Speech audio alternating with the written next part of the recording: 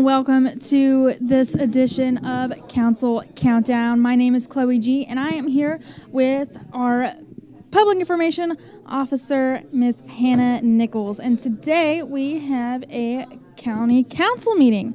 So we also just finished up the Public Facilities and Safety Committee meeting. That was back at 3 p.m. That wasn't a too long of a meeting. No, it was very straightforward, but we did have a number of good things on the agenda.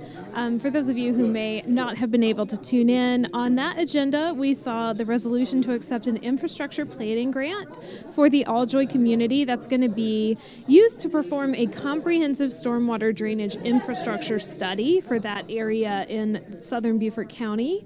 That study will be used to provide information on existing flood conditions and provide solutions for the county to implement drainage improvements or retrofits to the stormwater infrastructure system. So that was a really great item to see. I think they are going to be holding a public meeting about that grant, hopefully right after it clears council, because as it is a resolution, it has to go to council for approval first. Mm-hmm. And I know we have a lot of great things on the agenda for this evening's county council meeting. Absolutely. So can you give me a little bit of a rundown of what we can expect tonight here in just under 14 minutes? Of course. So like you said, County Council starts at 5. That meeting will begin, as always, with our administrator's report, citizen comments, and then liaison and committee reports. Of most note tonight, we're going to see the third reading of the ordinance for the proposed sales and use tax referendum. So after significant public input and meetings, Council has approved an amended proposed ordinance. That approval was on June 10th, and the proposed amendments reduce the duration of this sales tax to 10 years, and they also reduce the amount to $950 million, whichever occurs first. So if approved by council tonight, the referendum question will appear on the ballot this November for the voters of Beaufort County to decide. But all of the relevant information, the timeline, the project list, and more is available at BeaufortCountyPenny.com. That's a different website than the main county site. It's BeaufortCountyPenny.com. Yes, so a lot of important stuff going on here in the county. So like you said, if you want to know more, please go to that website. And that was just one agenda item. I've got more agenda items. That's just the big one. Yes, this is going to be a very busy meeting tonight. So what else do you got? We also have a number of items relating to the conveyance of easements and properties tonight. And we're also going to see an amendment to the traffic impact analysis policy. And then after that, we're going to see the first reading of 2 ordinances that appropriate funds to our local hospitality and accommodations tax. Before seeing... I don't know why I put before in here. Then we'll see an item about the volunteer service agreement with Friends of Whitehall Park. And our final 2 items tonight are human resources related. They involve the 2024 compensation and classification study, as well as the potential establishment of a Beaufort County internship program. So there's lots of good things on the agenda tonight. As always, if you are joining us, that was a super quick gloss over. That's a really brief summary, but you can follow along the full agenda, meetings, packets, and more. You can find all of that at BeaufortCountySC.gov. Yes, a lot going to be happening tonight, and we know that was a lot to keep up with, so definitely go and check out that website. Unless you have anything else to add about what we can see? I think that was it for the agenda tonight. That was plenty. We do have some announcements. So, before we talk about hurricane season, I do want to say Beaufort County is under a heat advisory, and it's going to be very hot the next couple of days. In the upper 90s with the feel-like temperature going to be even higher than that. So please make sure you are taking precautions, whether that be hydrating, taking care of your pets, or doing anything that you may need to do. And make sure you check on maybe neighbors or anybody else that you can keep in mind that may need a little help. Yeah, that's a great point. It's very warm and it's going to get warmer. Yes, so we also know it is hurricane season. It runs from June 1st to November 30th, and I know we had some activity off the coast this past weekend. There were a lot of rip currents and stuff, out at the beaches. So we want to make sure that everybody is able to keep that in mind as we gear up for what potentially could be an active season. So the first thing we want to remind everybody is to know your zone. In South Carolina, state and local officials issue hurricane evacuations based on zones in the coastal counties. So you can check out hurricane.sc. That is South Carolina's online hurricane guide. So go ahead and check out that source. We also would like for everybody to prepare your home, do a safety check, make sure that your home is able to withstand the effects of a hurricane, have your roof inspected, double check hurricane shutters, and make sure your insurance policies cover the types of damages that hurricanes can cause. Make a list and take photos of your belongings and records, and like I mentioned, check your insurance. And then our last one is to remember your route. Please be aware that the closest hurricane evacuation route ahead of the upcoming season. This will allow for a more efficient and safer route out of the hurricane's path. Once you've learned your route, stick with it and remember it. Rely on the blue hurricane evacuation signs and not the GPS because it doesn't always know. Thank you so much for those hurricane tips. It's crucial to prepare now before something is headed on this way. Quick reminder that Beaufort County is hosting a public meeting on Thursday, June 27th for the Dr. Martin Luther King Jr. Drive Sidewalk Project. This meeting is going to be held from 5 p.m. to 7 p.m. at the St. Helena Branch Library. That's located at 6355 Jonathan Francis Sr. Road. And this sidewalk project is one of the 14 priority locations that were approved in the 2018 1-cent sales tax referendum. And Beaufort County staff, as well as the consultant, will be on hand to talk about the design, answer any questions you may have. This is going to be an informal kind of drop-in meeting, so don't come expecting a big presentation, but you'll definitely leave with a lot of knowledge.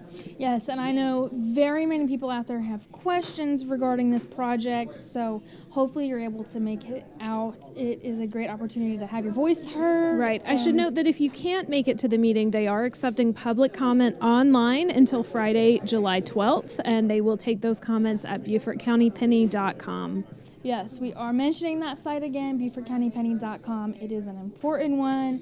Write it down, bookmark it, whatever you have to do. So, another announcement, the Beaufort County Solid Waste and Recycling has implemented a new pilot program for electronic recycling.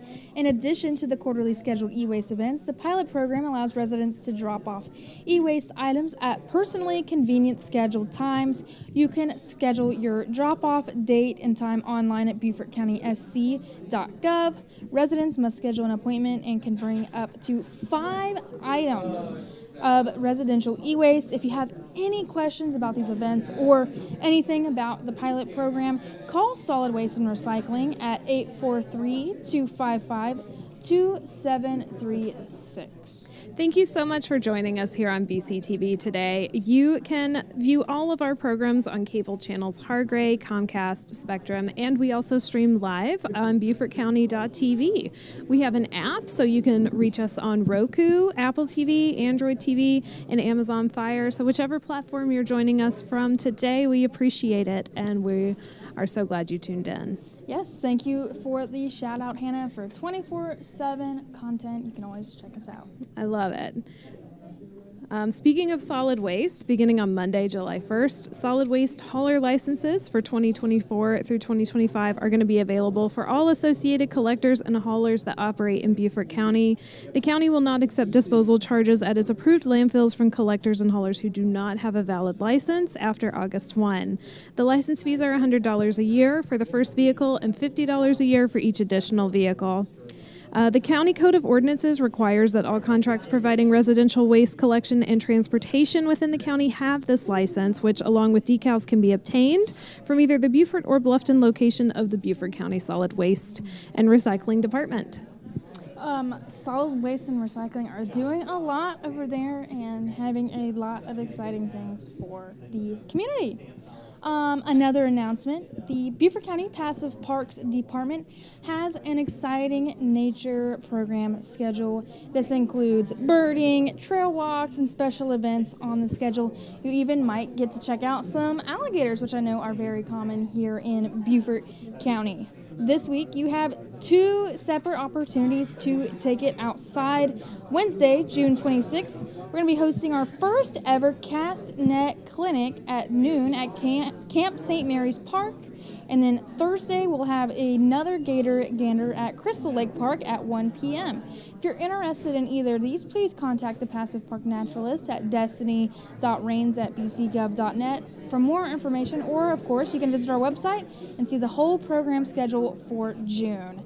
Castnet, learning how to do that sounds really exciting. Something I would like to, be able to learn just because. Well, this is your chance. All of the clinics are free. Destiny doesn't charge a dime for it. She just wants to see people enjoying our great outdoors. And I think if you could go, definitely go. Yeah, it should be a fun time. If you're just joining us, thank you so much for tuning in. We're getting ready for the Beaufort County Council meeting. That's going to start at 5 p.m. Just a reminder, you can follow along with our meeting schedules, agendas, packets, and minutes at BeaufortCountySC.gov.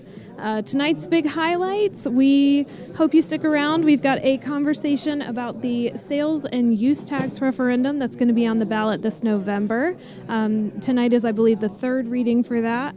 I'm scrolling up in my notes. Yes, it is. It is the third reading of the ordinance tonight for the proposed sales and use tax. So after significant input and public meetings, County Council approved the amended proposed ordinance, which we will see read tonight. And if they approve that, it's going to go to the voters in November for them to decide. Some other notable items are the conveyance of easements and properties, an amendment to the traffic impact analysis policy, the first reading of two ordinances that appropriate funds for our local hospitality and accommodations tax, a volunteer service agreement with the Friends of Whitehall Park, and the 2024 compensation and classification study. That was an even faster gloss over than I did the first time, but we are running out of time here on the council countdown. So just a reminder, check those packets, check those minutes, and thank you for joining us here on Beaufort County TV. Yes, thank you so much. It's going to be a good one. So thank you, and stay tuned. In just about 3 minutes, we will begin our county council meeting.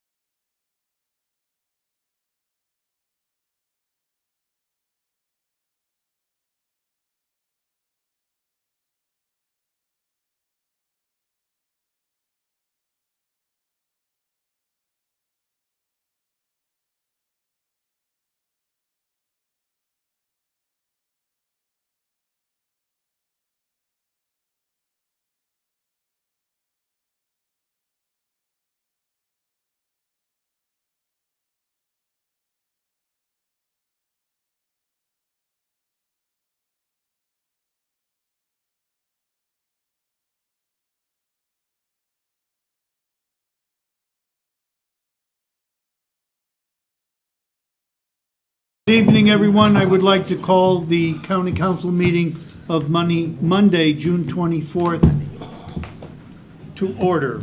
Would you all rise for the Pledge of Allegiance, and then please remain standing for the invocation? I pledge allegiance to the flag of the United States of America and to the republic for which it stands, one nation, under God, indivisible, with liberty and justice for all. Let us pray. Our Father and our God, we come before you to give you thanks. We thank you, O God, for your love, your kindness, and all of your tender mercies. We thank you for blessing us to see this day and having guided us and kept us as we went through the day. We thank you for allowing us to assemble here this afternoon. We ask you, O God, to bless us and guide us as we go through the process of deliberating the issues that come before this council. Help us to make wise and prudent decisions that will benefit the citizens of this county, even the least among us. In Jesus' name I pray. Amen. Amen. Public notification of this meeting has been published, posted, and distributed in compliance with the South Carolina Freedom of Information Act. Now, before we have the approval of the agenda, for those of you in the audience and those of you who are watching us on TV, 1 week from today, our new county administrator begins his tenure with Beaufort County. I have a statement that I would like to read. We would like to address and correct any misinformation circulating regarding the hiring process of Beaufort County's next administrator. The council has complied fully with state laws throughout the search, selection, and hiring process for Mr. Michael Moore, and we could not be more excited that he has agreed to come to Beaufort County to lead it forward. On December 11th of 2023, the Beaufort County Council embarked on an intensive 6-month search to retain and recruit Beaufort County's next administrator. That same day, Council authorized a request for qualifications seeking proposals from qualified executive search firms. That meeting and all subsequent meetings and special call meetings relative to the recruitment and hiring of the next county administrator were public meetings under South Carolina's Freedom of Information Act. Proper notice of every meeting was given, and they were held and conducted in accordance with state law. These meetings were live streamed and are now available on video archive on the county's website. On February 5th of 2024, Council held a special called meeting. In executive session with the specific purpose of the session lawfully identified, it interviewed several firms. At the end of this meeting, Council emerged from its executive session and voted to select Find Great People, a veteran-owned, nationally recognized executive search firm with nearly 4 decades of experience to help in this effort. FGP announced the opening for county administrator immediately, with a closing date for applications on April 15th. FGP received 72 applications from across the country, region, and state. On Wednesday, April 24th, 2024, Council held a special called meeting. It provided notice of an executive session in accordance with state law. It identified the specific purpose of the meeting in accordance with state law. At the end of the meeting, Council again emerged from the executive session where it announced that it intended to interview 9 candidates for the position of county administrator. It further announced that the interviews would take place Monday and Tuesday, April 29 and 30. Beginning April 29th, 2024, and continuing through May 28th of 2024, Council met 11 times and went into executive session each time. State statute sets forth specifically the words that are to be used in describing the specific purpose for which a public body goes into executive session. The statute also requires that the presiding officer announce the specific purpose for entering into executive session and describe a description of the matter to be discussed in executive session, except when the executive session is related to discussion of employment, appointment, or compensation of a person regulated by a public body. The identity of the individual or entity being discussed is not required to be disclosed to satisfy the specific purpose of the executive session requirement. The specific purpose for each of the 11 executive sessions went into between April 29th and May 28th was identical. Each time council went into executive session, the specific purpose was in accordance with state statute.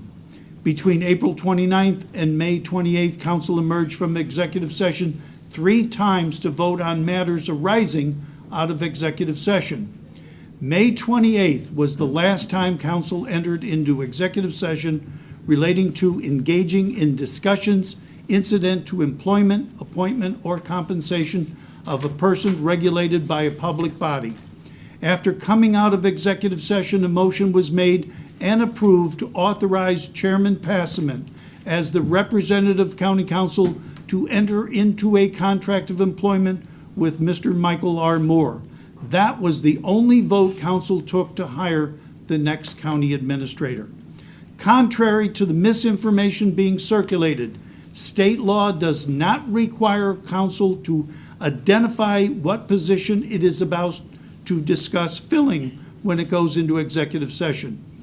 Council made no decision to hire Mr. Moore or anyone else before the motion to hire Mr. Moore was made on May 28th when council came out of executive session.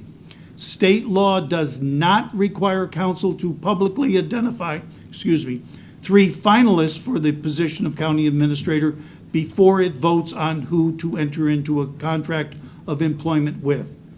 Council thanks the legal department for its accurate guidance and timely legal advice during this process. Beaufort County Council has complied with the requirements of state law throughout the entire course of recruiting and hiring the county's new administrator. We're excited about the future and look forward to a positive impact Michael Moore will bring when he starts in July. We hope you will join us in welcoming Mr. Moore to Beaufort County as we continue to strive for excellence in serving our community. I would ask a member of council to approve tonight's agenda. I'll make the motion. Ms. Tabernick makes the motion. Second. Mr. McCallum makes the second, duly motioned and seconded. Is there any discussion? Seeing no discussion, the agenda will be approved without objection, and I see no objections. Next is the approval of minutes for a special called county council meeting of May the 6th, 2024. A motion, please. I'll make the motion, Mr. Chairman. Ms. Howard makes the motion. I'll second that. Ms. Brown makes the second, duly motioned and seconded. Any discussion? Seeing none, the minutes of the special meeting will be approved without objection, and I see no objection. Next on our list is our administrator's report.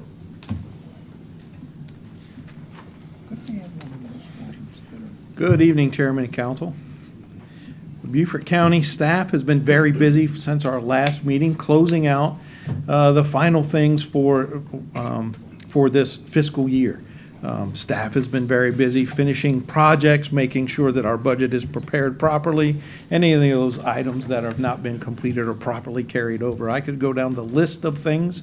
It's too long to even begin to discuss, but I just want to make sure that I talk with you about that and thank all of our staff who are working hard to make sure that all of those actions and activities are closed out as we come close to the end of our fiscal year. Just a few days left. All right. So also this evening I have three employee recognitions to share with you. First, I'm going to introduce you to Bradley Owens, who is our park ranger for Passive Parks. He already said he didn't want to talk. No, I'm trying. So if you're not familiar with Bradley, Bradley's wife is also the deputy, there she is, the deputy clerk of the council. All right. Okay. So I can't say anything bad, I'll be in trouble. So Bradley has served as the park ranger for Passive Parks 2 years. He oversees maintenance of small projects, visitors' use of all the Passive Park properties, and he works tirelessly to ensure our parks are safe, clean, and enjoyable for residents to visit. If you didn't know, he's also a photographer. So, and he didn't write this part down, but he's got some really great photos of our parks and some of the animals that visit our parks, as well as some of the folks that visit to enjoy the nature in our parks. So it's really a really cool thing to be able to do. He enjoys being outdoors and learning about nature. Recently, he received his Low Country Master Naturalist certification. And of course, Brenna. So thank you so much. Do you want to say hello? Thank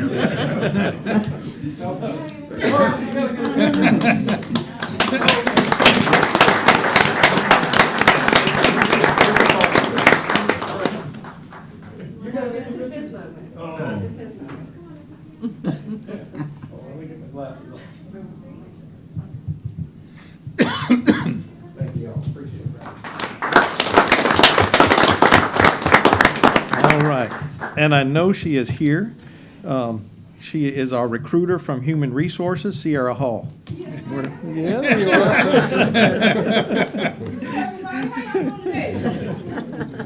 Probably Monday morning. You're gonna talk for Bradley too? If you maybe want me to, so. I wasn't gonna talk either, but you know.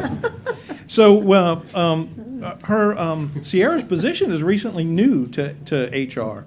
A recruiter is such an important person as we try to fill all these positions that we have with quality people. And Sierra, as you can tell, is very outgoing and attracts people with her personality very quickly. So, I've told you before, when I go to address new employees every Monday morning, that the room has become more and more full, where in the past it was 1 or 2, now it's like 10 every Monday. So we're doing a good thing. You know? Yes, You know, yes, we are. make it better people.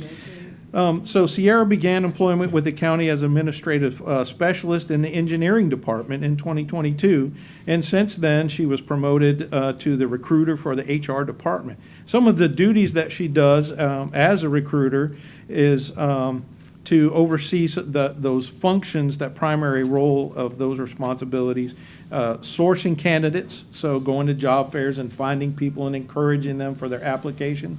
And sometimes it's not easy. You have to introduce yourself to new folks and let them understand all the opportunities from the many departments in Beaufort County. Encourage them that they can do the things that we do to serve the public. She utilizes various channels of resources for information, such as job boards, social media, referrals, and networking to attract potential candidates. She conducts all the screening and evaluations for candidates. So sometimes folks may apply for something that they might not be the right fit for, but Sierra knows where they could fit and helps offer them those additional opportunities. So when we attract someone, we're trying to keep them and put them in a role that they fit. So she helps with that. And she collaborates with all the hiring managers. So each of the department heads or hiring managers of those departments, she helps them to identify their staffing needs, develop job descriptions, and provide guidance on the selection process. So it's really important task and really a lot for us to do. Oh, and there's a lot more here. Branding, data management, continuous improvement, candidate relationships. So not everyone, sometimes we have to really recruit and encourage folks to get on board.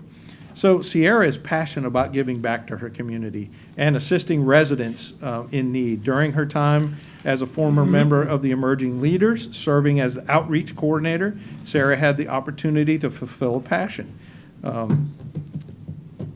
To fulfill this passion. She is dedicated to connecting passionate individuals and with meaningful opportunities to make a difference in Beaufort County. Her goal is to match talent with roles that align with their values and contribute to our community's growth and success. Her motto is, "Together, let's build a brighter future for our county and its residents." You want to address council? Yes. I just want to thank you guys for this opportunity and to show you that I'm glad you guys selected me as this individual. And if you know anybody that is looking for work, even you guys, please feel free to send them my way. I'm available at the Human Resource Office, BIV1. But that's all I have for today. Thank you. You're welcome, guys. Okay.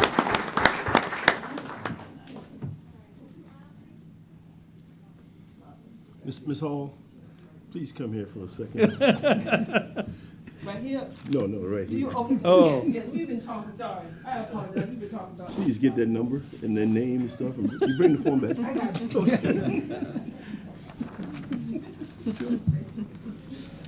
Oh, easier if I put my glasses back on. All right. Sarah is definitely a joy to be around. Her personality is infectious. John, why did we have to hire fine, good people? That one right there. Just get started. Wrong question. All right, last I'd like to introduce Jason Flake. He could not be with us tonight. I think we have a picture of him.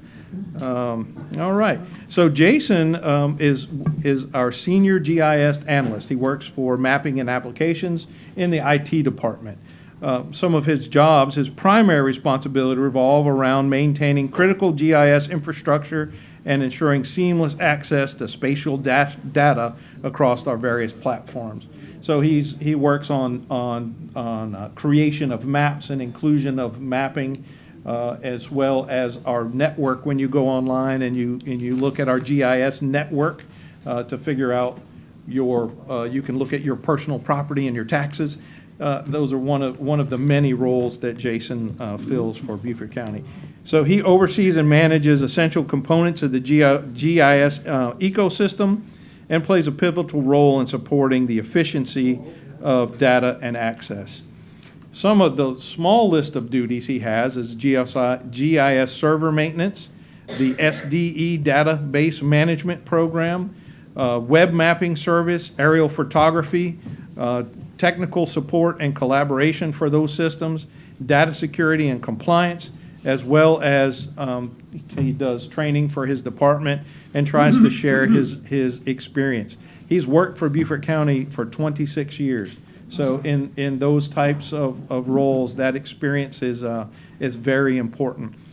He's been a wonderful asset to the department and plays a crucial role in maintaining the reliability and accessibility of the GIS data and services for Beaufort County. You probably see in his picture that he has a falcon there. So he is a master class falconer who trains predominantly red-tailed hawks, and that's what he's got there. Is that a falcon?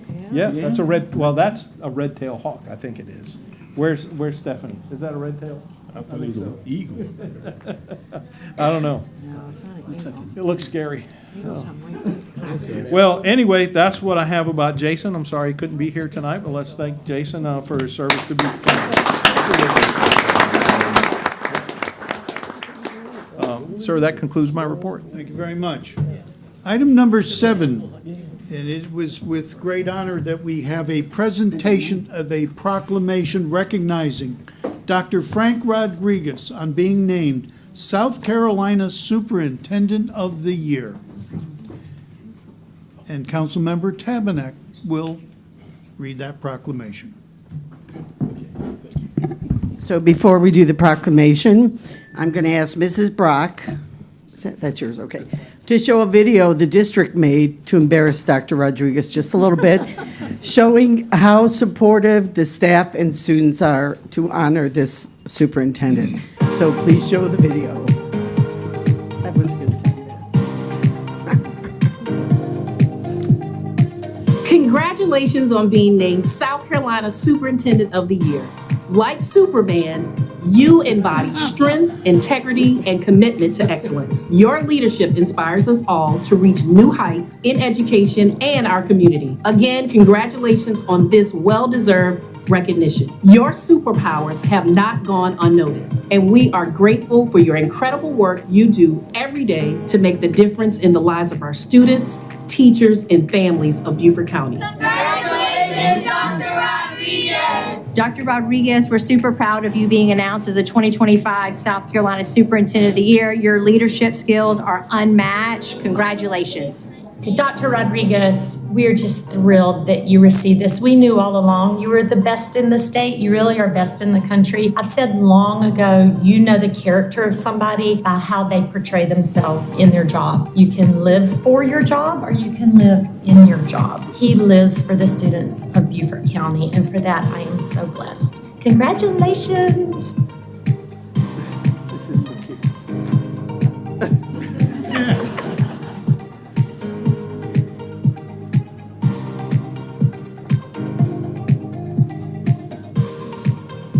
Congratulations, Dr. Rodriguez. Congratulations, Dr. Rodriguez. As an SRO here at Bluffton High School, he's a superintendent I see at all of the events, after school, sporting events. He's always involved. So congratulations, you deserve and you earned this award. Look at this. On behalf of Willow Branch Cluster, we'd just like to thank Dr. Rodriguez for all of his assistance over the years, especially at our superintendent meetings and just listening to the students' voices and just supporting us along the way on the journey. Dr. Rodriguez, from all the students, staff, and families here at Bluffton Middle School, we just want to say thank you for all of your time, energy, and effort that you give to all of our families across this wonderful district. Congratulations on being named State Superintendent of the Year. From Bluffton Middle School, we cannot think of a more deserving candidate. Congratulations. Congratulations, Dr. Rodriguez. Congratulations, Dr. Rodriguez, on being selected as the Superintendent of the Year. Most well-deserved. God bless you. We thank you for your leadership. Dr. Rodriguez, thank you for being present, teacher-focused, and readily available for your educators in our county. The resources you have given, the advocacy you provided, and the guidance you continue to show are unmatched. As Beaufort County employees, we are fortunate to have a leader who believes deeply in the growth and the development of our children, county, and community. As a District Teacher of the Year, what you do is evident at our meetings. You show up for the teachers, regardless of the questions. You're kind, compassionate, and ready to do what is best for our most important stakeholders, our children. Thank you from the bottom of my heart for all you are and everything you do. Dr. Rodriguez, thank you for being awesome. Thank you for listening to us and catering to our needs and just helping me with my tutoring program and being supportive all the way through. Congratulations, Dr. Rodriguez, for being named South Carolina State Superintendent of the Year. I appreciate you for being data-driven, people-centered, and curriculum-focused. I am proud of you. Way to go. Congratulations, Dr. Rodriguez. Look at this.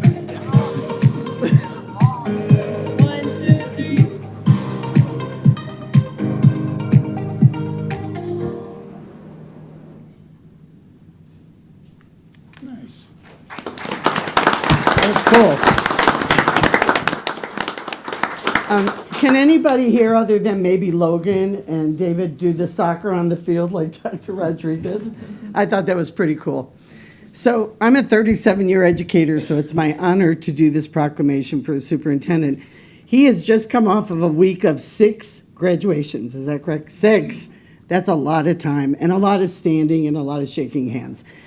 So this is a proclamation from our county council. Whereas in recognition of his many contributions to education, Dr. Frank Rodriguez, Superintendent of Beaufort County School District, has been named the 2025 Superintendent of the Year by the South Carolina Association of School Administrators. And whereas this award is presented annually to a district superintendent as part of the National Superintendent of the Year program of the American Association of School Administrators. And whereas, in preparation for a distinguished career in education, Dr. Rodriguez earned his Bachelor of Science in Social Science Education from Florida State University. I'm not going to tell him the year. His master's degree in curriculum and instruction from Florida Atlantic University, and his doctorate in education from Florida Atlantic University. And whereas an active member of the state superintendent's affiliate, Dr. Rodriguez has had a tremendous impact on Beaufort County through his exceptional leadership, communication skills, and student-focused initiatives. His innovative community engagement programs helped address pandemic learning loss, resulting in the district's best ever English language arts scores. Dr. Rodriguez fostered trust through initiatives like the Citizen-Led Oversight Committee, which we will duplicate for our referendum, And they monitored bond spending, contributing to voters overwhelmingly approving the district's largest ever bond referendum in '23. And whereas Beaufort County Council is delighted Dr. Rodriguez has been chosen for this honor and extends grateful thanks for his years of dedicated services to the children of Beaufort County. And now, therefore, be it resolved, the Beaufort County Council hereby wishes to congratulate and honor Dr. Frank Rodriguez for being named the 2025 South Carolina Superintendent of the Year by South Carolina Association of School Administrators, dated this 24th day of June, signed by Chairman Passament. Congratulations.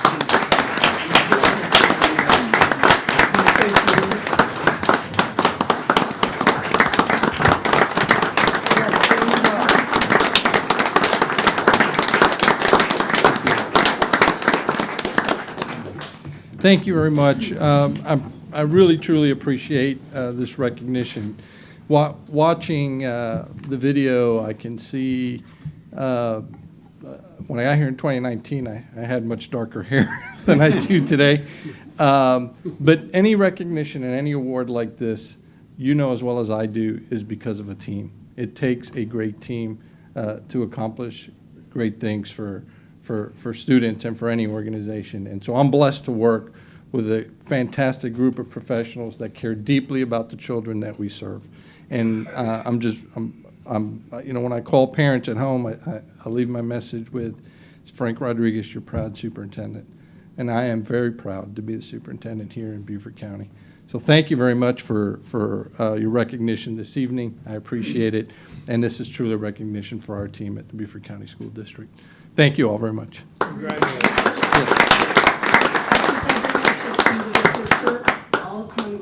I just got a quick question for Dr. Rodriguez.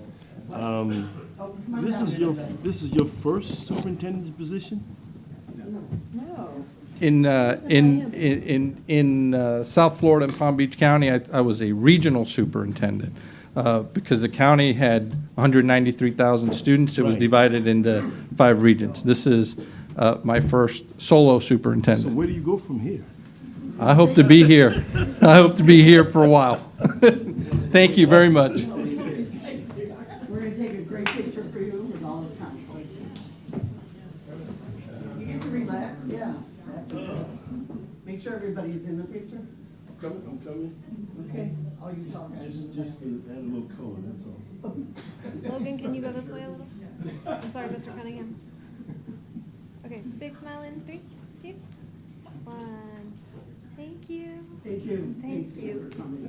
Thank you. Go relax. Thank you all very much. Thank you. Congratulations. Thank you.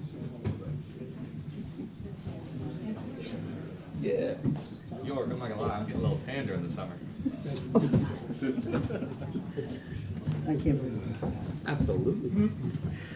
Take this summer off, Dr. Rodriguez. 6th graduates. Thank you. That's crazy. Jim.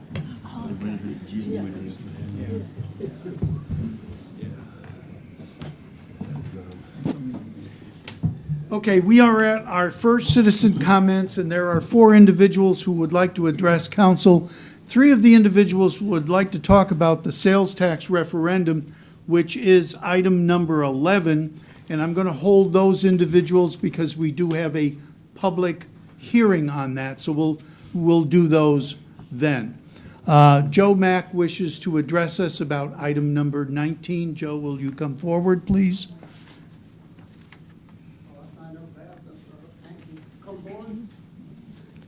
Good evening.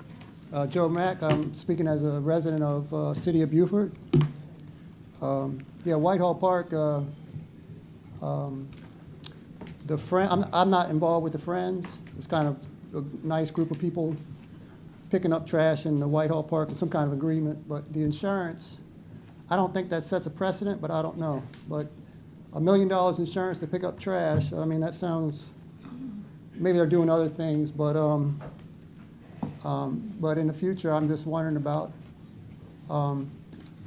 insurance. You know, a person who's not involved in insurance and attorneys and whatnot they can think of reasons why insurance would be an advantage, but, you know, if I gotta go to Walmart, pick up some trash, they're not coming out there to see if I have insurance. So I don't know if you're going around asking people if they have insurance when they're picking up trash in a park.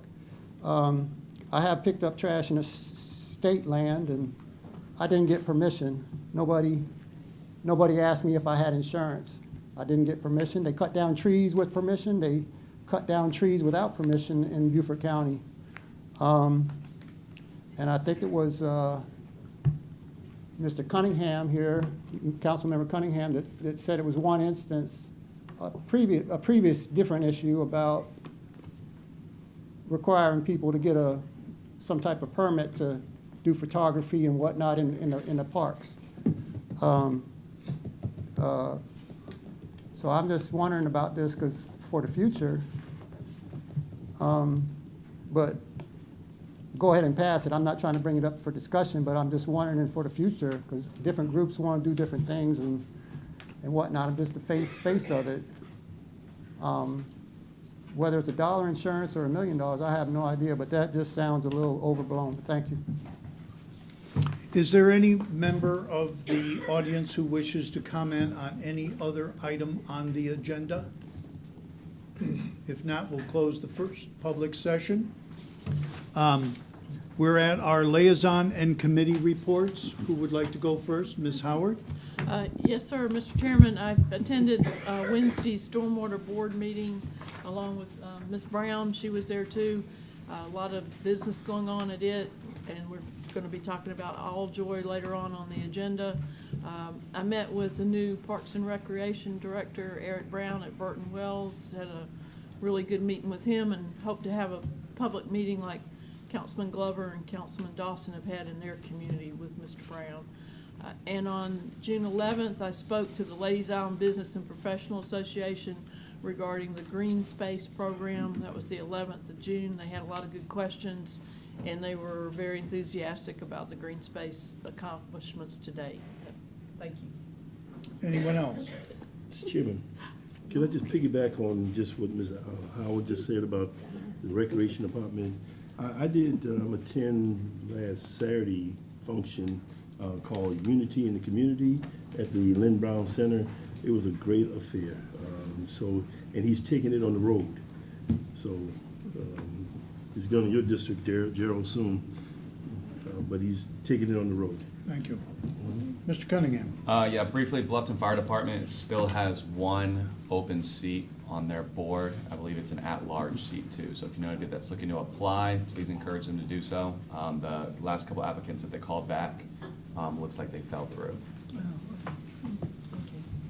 Ms. Tabernick, I'm I have one stunned, today. but you have a comment today. I didn't want to disappoint you one more time, and Mr. Cunningham's been bugging me. So, school district report from June 11th, they did have 6 high school graduations. That's a lot.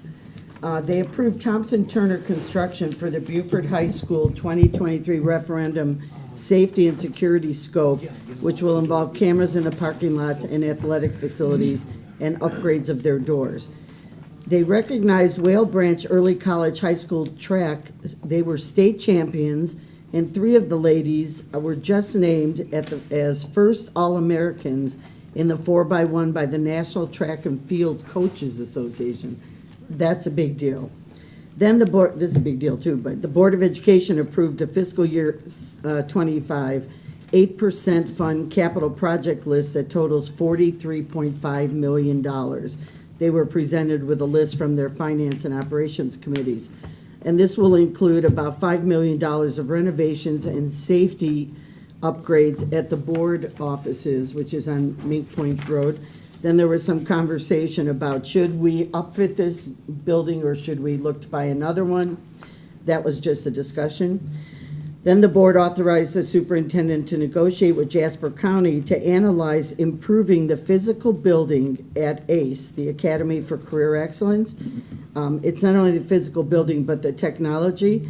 It would be $6.5 million in funds from the school district that would be spent for this, and Jasper County would contribute as well, so he's negotiating that. The Technology Committee, I found this one very interesting. Board of Education directed the superintendent to evaluate current processes and look for opportunities to standardize and improve data efficiency. It was a good discussion. But then one of the board members asked that in the future, they discussed looking into offering, quote, esports.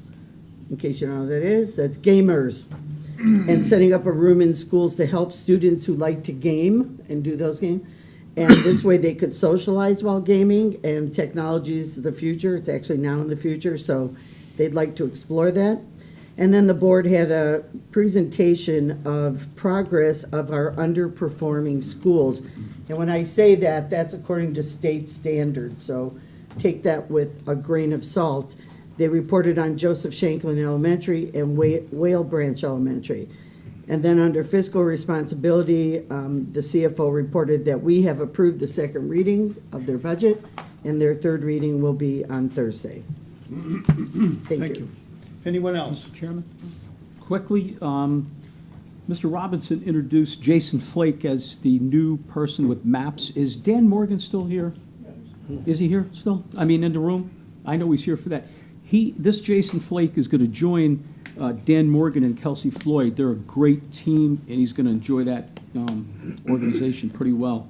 I sat on a board meeting the other day for the airports, and we heard in the 3 o'clock meeting today that phase one of that build-out terminal is going well. There's no interruptions that they can report of, so that's going well.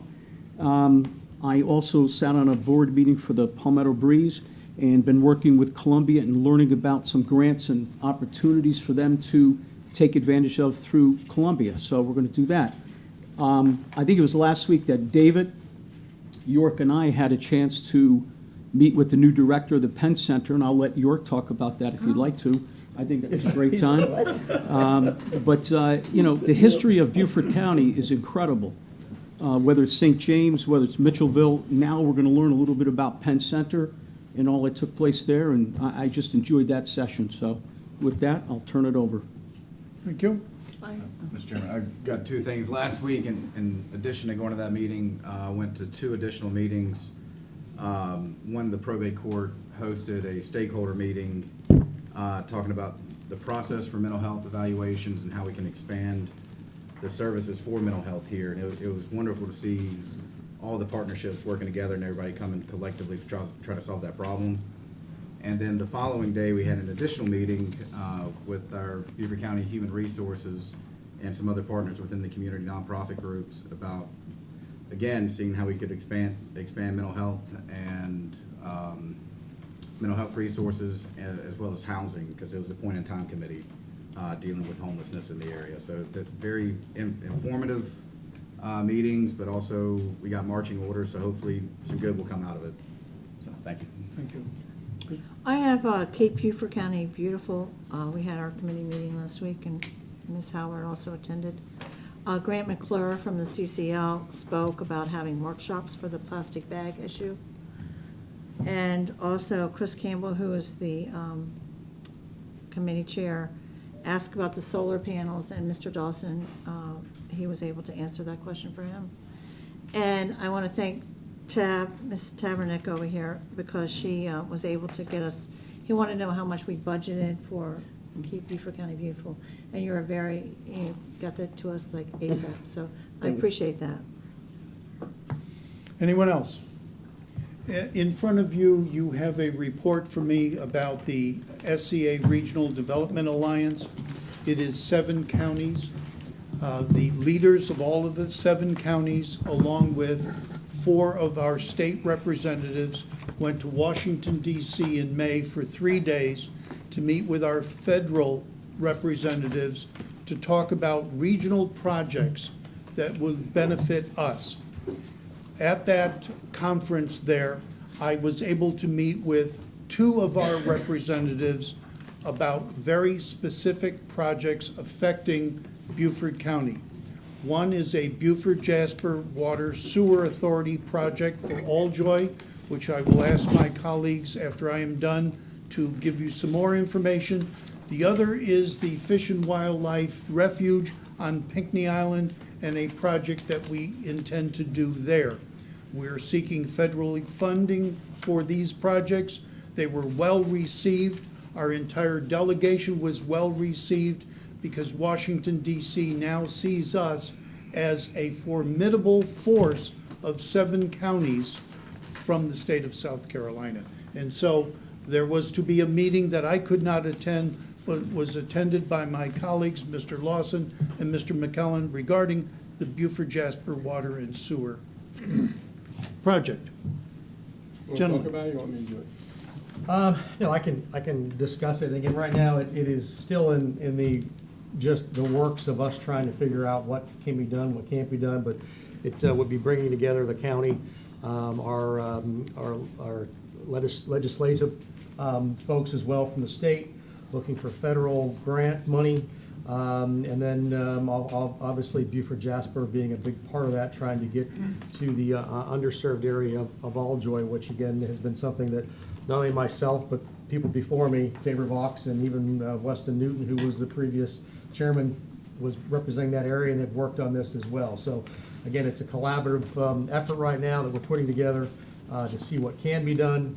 There are no specifics that we can talk about at this point. However, it is something that, again, everyone is coming together with that. Even the town of Bluffton, which again, this Alljoy is not in the town of Bluffton, they've come to the table as well to see what they can do to assist. And it's more about us protecting the water quality of the May River. Obviously, as things move forward with the septic systems and the rainwater they get down there. So it's twofold. It's one, to help the citizens who have the septic systems that they've been struggling with for years and years and years before I even became a council person.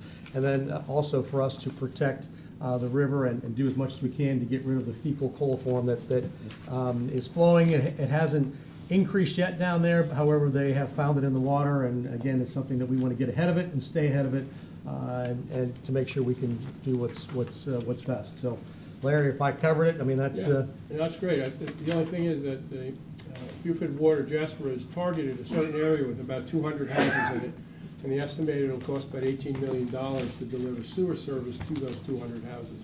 And as Mark pointed out, it's going to be a federal, state, and county effort to try and assemble that money. And what we'll do for the rest of this year is start searching for funding sources so that we can proceed with this as best we can in the new year. Thank you. Thank you. Okay, that will end our liaison and committee reports. I'm going to ask a member of council to make a motion for the approval of the consent agenda. You are. I'll make that motion. Ms. Brown makes the motion. I'll second the motion, Mr. Chairman. Ms. Howard makes the second. Duly motioned and seconded. Is there any discussion? Seeing none, this will be approved without objection, and I see no objections. I'm going to ask a member of council for a motion to hold a public hearing and third reading of an ordinance for a 2024 transportation and sales and use tax referendum. A motion, please. I'll make the motion, Mr. Chairman. Ms. Howard made the motion, and Mr. Cunningham makes the second. Duly motioned and seconded. Sarah, do we have a PowerPoint slides to start with before we go to the public?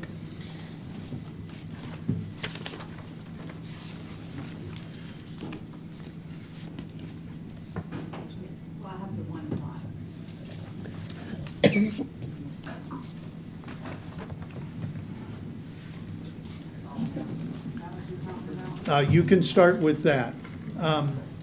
This referendum that we're proposing affects the quality of life of every citizen in Beaufort County. That's why quality of life is the essential ingredient here. Surrounded by it are whatever you want to call it, pillars, infrastructure, factors that affect the quality of life here. Economic development, and I don't have to read them, but every single one of those are entwined. Because we live here, we work here, we play here. And the number one at the top is transportation. That's our road system. That's our commuter system, whether it's bus, train, airplane, water, roads, pathways. That's how we get to and from where we live, or where we work, or where we play. And that's the essence of what we are proposing for this sales tax referendum. It's not just to fix the roads.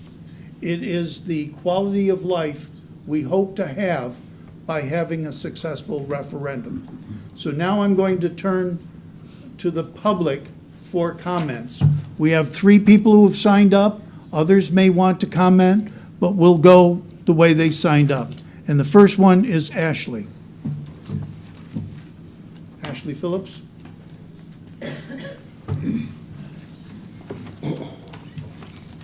Good afternoon, Ashley Phillips, Hilton Head Island.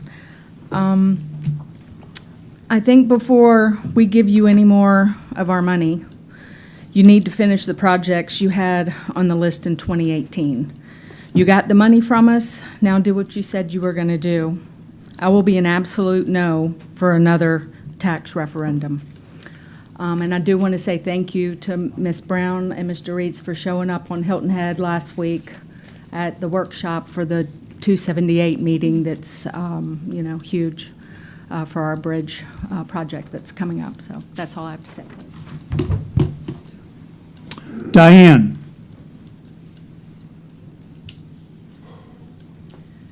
Good evening, Councilman and Council.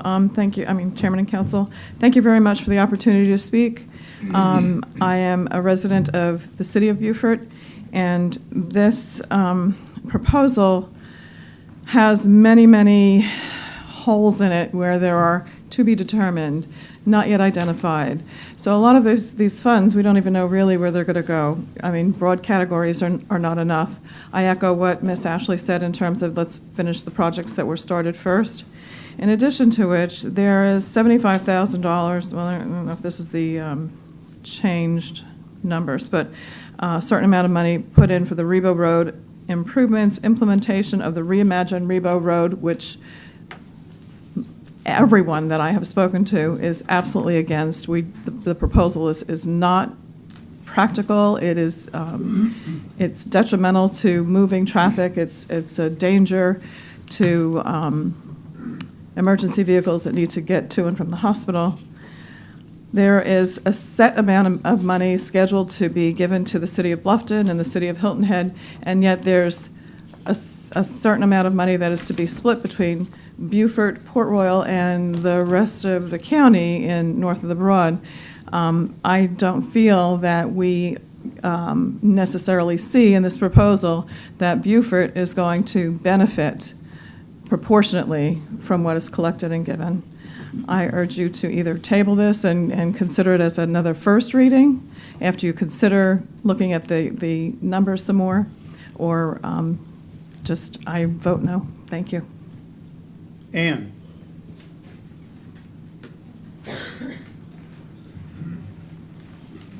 I am Ann Ubellis, Ladies Island. And to those who are thinking about voting yes on the proposed 1% sales tax, I ask you to take into consideration the following. You're counting on our assumption that tourists will pay the vast majority of the tax. However, it is a repressive tax that will hurt the economically challenged the hardest. Since 2010, household medium income countywide fell from 66,200 to 58,994 as of 2021. That is 77.73% of the national average of 74,606. Approximately 1/3 of our population in this county is over 65 years old. While tourism brought in approximately $2.4 billion in revenue to the county, not all was sales taxable. Tourism tax revenue, by my quick calculations on figures provided by the College of Charleston School of Business March 2022 report, was approximately $18 million. Multiply that by 10 years, and $180 million is a far cry from $950 million. So with a drop in average medium income countywide, the advanced age of our population, and a repressive sales tax means this tax will hurt the middle and lower income longer and harder, and the tourists will go back home with their dollars intact. This tax is too big and exactly the wrong inflationary economic time. We want to know exactly how much money is left over from the 2018 sales tax and how is it being applied. What is the additional cost on each unfinished 2018 tax project? How much federal and state money are you applying for with the Greenway projects of mixed-use pathways and bikeways, and how will it offset project costs? What is the savings to the taxpayer? Will it reduce the total tax referendum collection and term? There are currently 9 ethic investigations on our current and former county employees, and the taxpaying public is kept in the dark, and yet you ask us to trust you. How can we, when the vast majority of the 2018 projects have not even entered the construction stage, when the report about corruption and malfeasance has not been fully released to the public? You modify the referendum to make it look like you're serious about accommodating our concerns over this referendum, yet you keep in place 2 slush funds with no current accountability or specific restrictions for usage, and you ask us to trust. No, we don't. Social media is ablaze with dissatisfaction on this tax referendum, so go ahead, put it on the ballot. In 2020, we defeated you by 70%. We will do it again. Thank you. Is there anyone else? Please come forward. Please state your name. Good evening, Council, Mr. Chairman. I'm Chuck Newton, representing the Sea Island Corridor Coalition. Winston Churchill was once quoted as saying, "Americans can always be counted upon to do the right thing after every other possibility has been exhausted." The same can be said in this council on matters important to Ladies Island. 6 years after the passage of the 2018 referendum, only 2 of 9 projects have been completed, one of them benefiting fewer than 100 households. This council last year simply walked away from a discussion about traffic congestion at Beaufort High School. There's been a proposal for a Ladies Island Town Center master plan in development in the County Planning Department for more than a year, with no action on the horizon.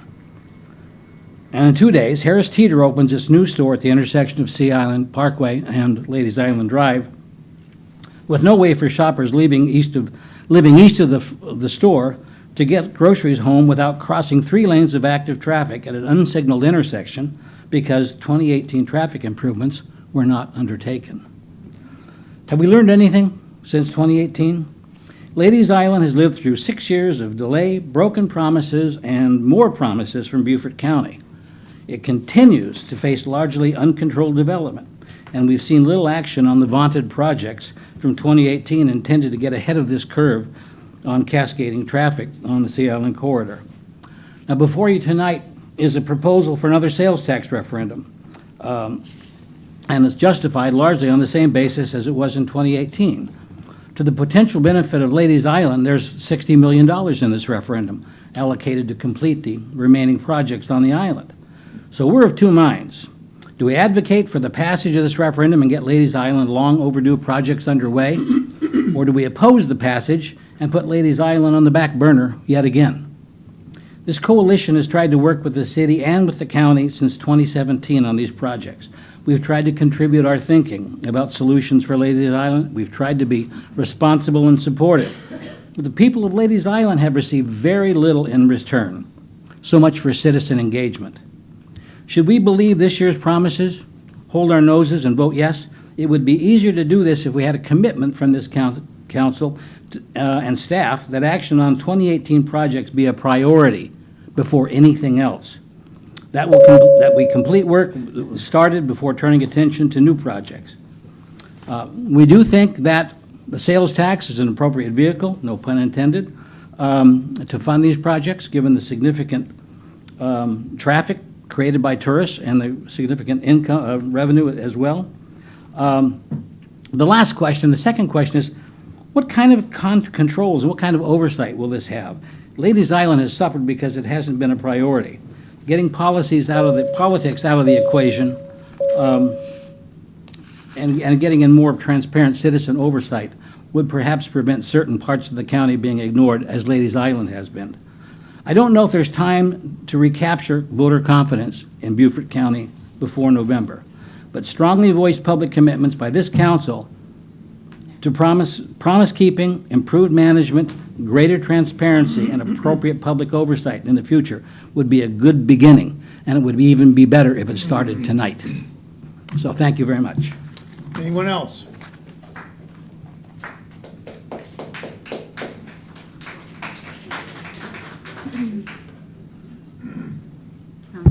Hi, my name's Joy Coe, and actually, I just wanted to, when y'all went back and you changed it, the Sales Tax Advisory Committee gave you a 15-year, a 12-year, a 10-year, and an 8-year program. And they actually had a pretty good thing for the 10-year, I thought. And then you guys, well, it was supposed to go back to the Sales Tax Advisory Committee. Instead, it went to the Public Facilities Committee. And then y'all decided to move the money all around. I mean, and it was actually almost comical because it was like, oh, well, let's just move millions here. And I mean, we're talking millions of dollars. But anyway, so you moved it all around and you took money out of projects because you said to get federal money, they couldn't be fully funded. But I mean, you took so much money out of, say, the Triangle project that now I feel like it's going to be underfunded, and then you're going to be coming again to ask for more tax dollars. And instead, you gave it to municipal projects like Hilton Head, Bluffton, and North of the Broad. And I don't understand, never has the sales tax prior to this been giving money to municipals to basically spend as they like. And especially, I thank you for not including 5B. I mean, thank you. That is just, thank you. But on the flip side, the Hilton Head has to spend it on Sea Pine Circle. North of Broad has to do flood prevention. But the Bluffton, it just says projects listed as priorities by the Bluffton Town Council. So there's no specific projects. And it says listed in past tense, so they must have projects listed. So if you could let us know what those are, because that would probably influence our voting in November. Thank you. Anyone else?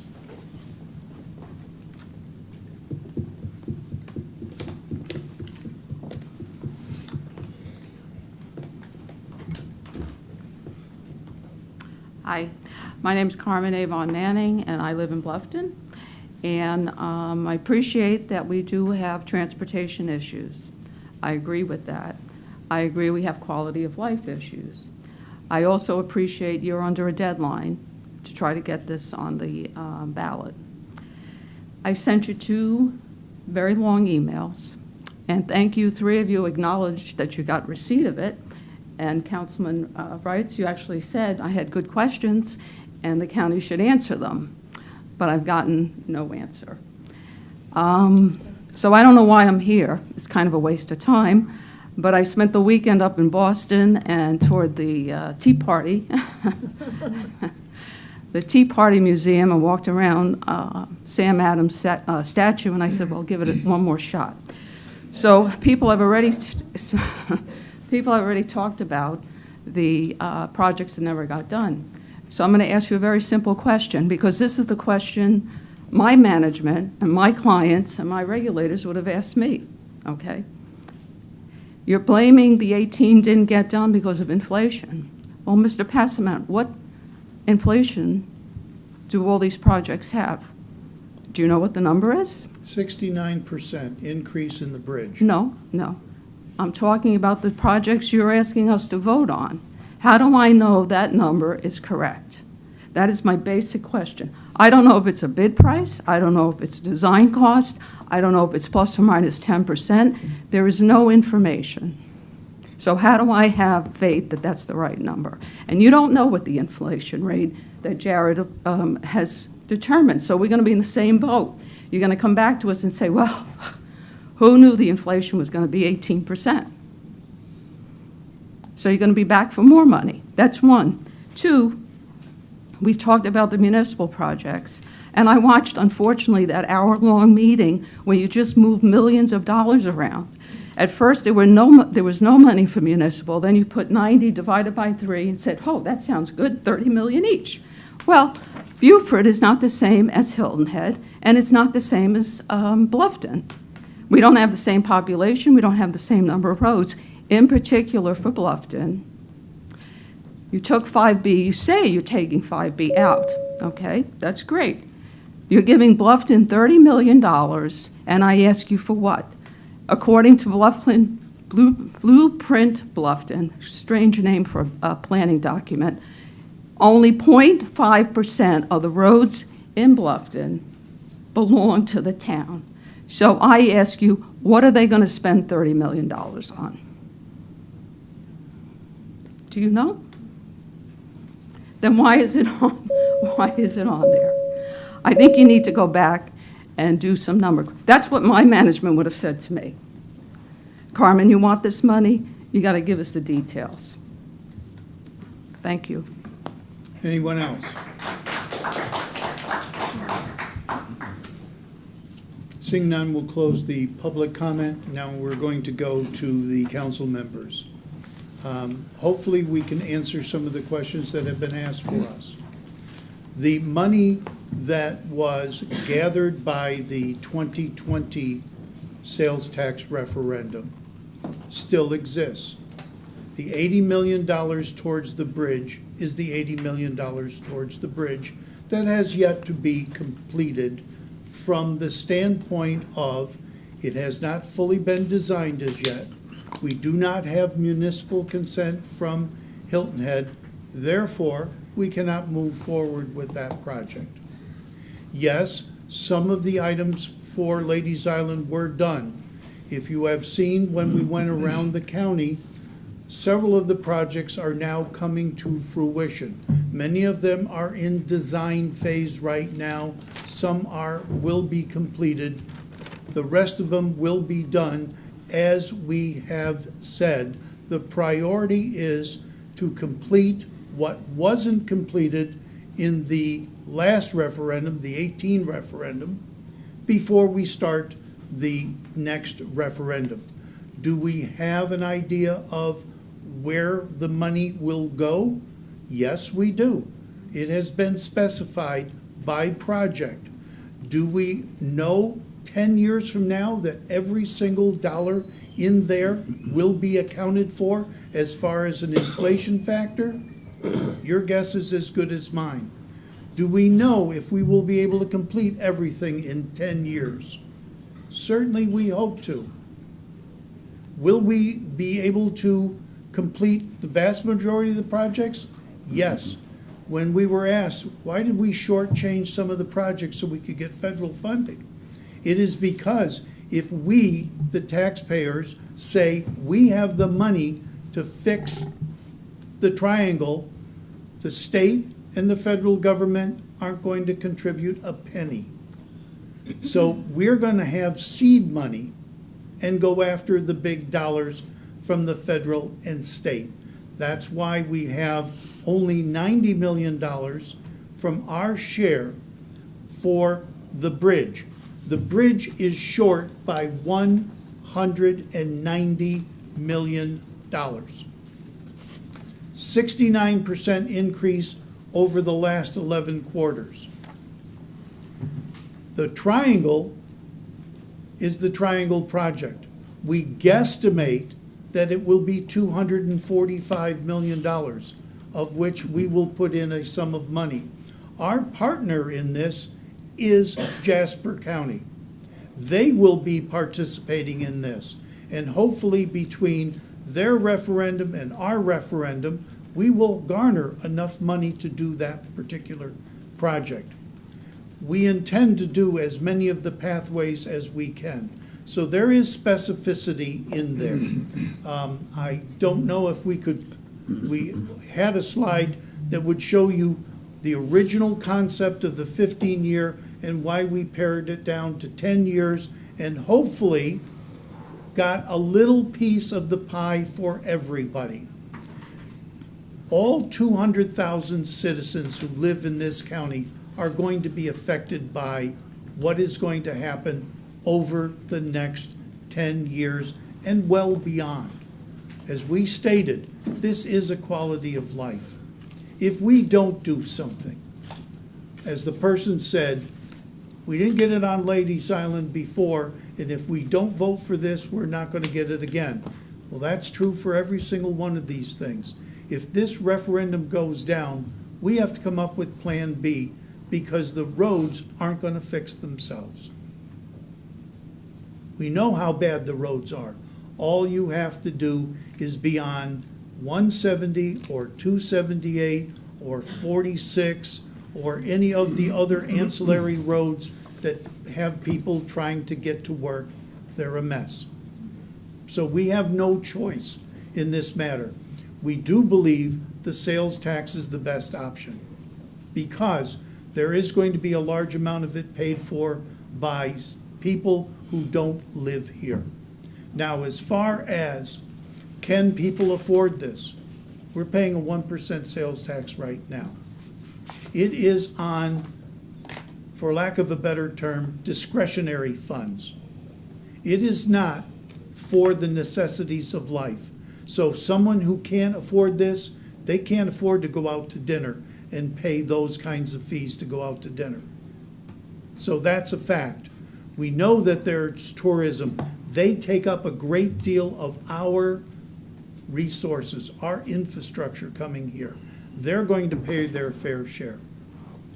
Comments from the citizens? From the council members. Mr. Chairman, I'd like to make an amendment to the existing ordinance. It's a change that addresses the specifics north of the Broad. That is section 2.4, where it states north of the Broad transportation system improvements. I'd like to add to that verbiage that I amend it regarding the $30 million, that $10 million each be put toward the town of Port Royal, $10 million toward the city of Beaufort, and $10 million for unincorporated areas north of the Broad. So it's still a total of $30 million. It is the opinion of our attorneys that this does not change drastically the verbiage. It just divides the $30 million into $10 million each.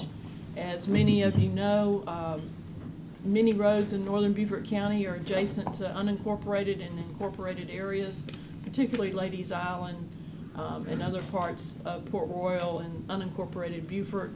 I've spoken to both the mayor of Port Royal and the mayor of the city of Beaufort. There seems to be some consensus that this would be an appropriate way to word this instead of the way it's worded now. I'll second that. Okay, it's duly motioned and seconded. Discussion regarding the amendment.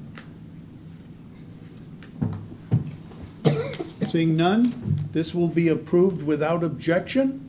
Are there any objections? Seeing none, this amendment has been approved. Other discussion? Can we just pull the slide up of the breakdown that we came up with for the 10 years? Thank you, Sarah.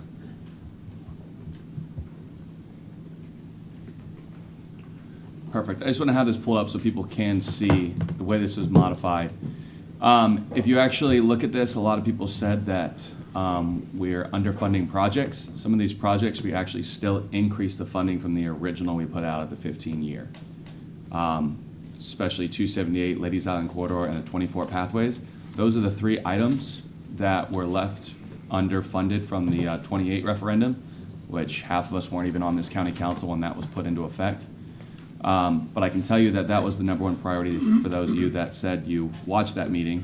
The very first thing we did was, what do we need for the funding for those three projects, and what do we have to do to accomplish those? So I can tell you that was taken into high consideration, knowing that we were not moving forward without that. That was our first goal that we accomplished as soon as we figured out how many years this project was going to be. I think Mr. Passman did say, well, with one of them, we tried to make sure that this touched every part of the county because this is a county-wide referendum. Whether it is the 278 corridor all the way to 46. But one thing's for sure is we all use those main vein roads to get to and from and to sustain our economy here with hospitality.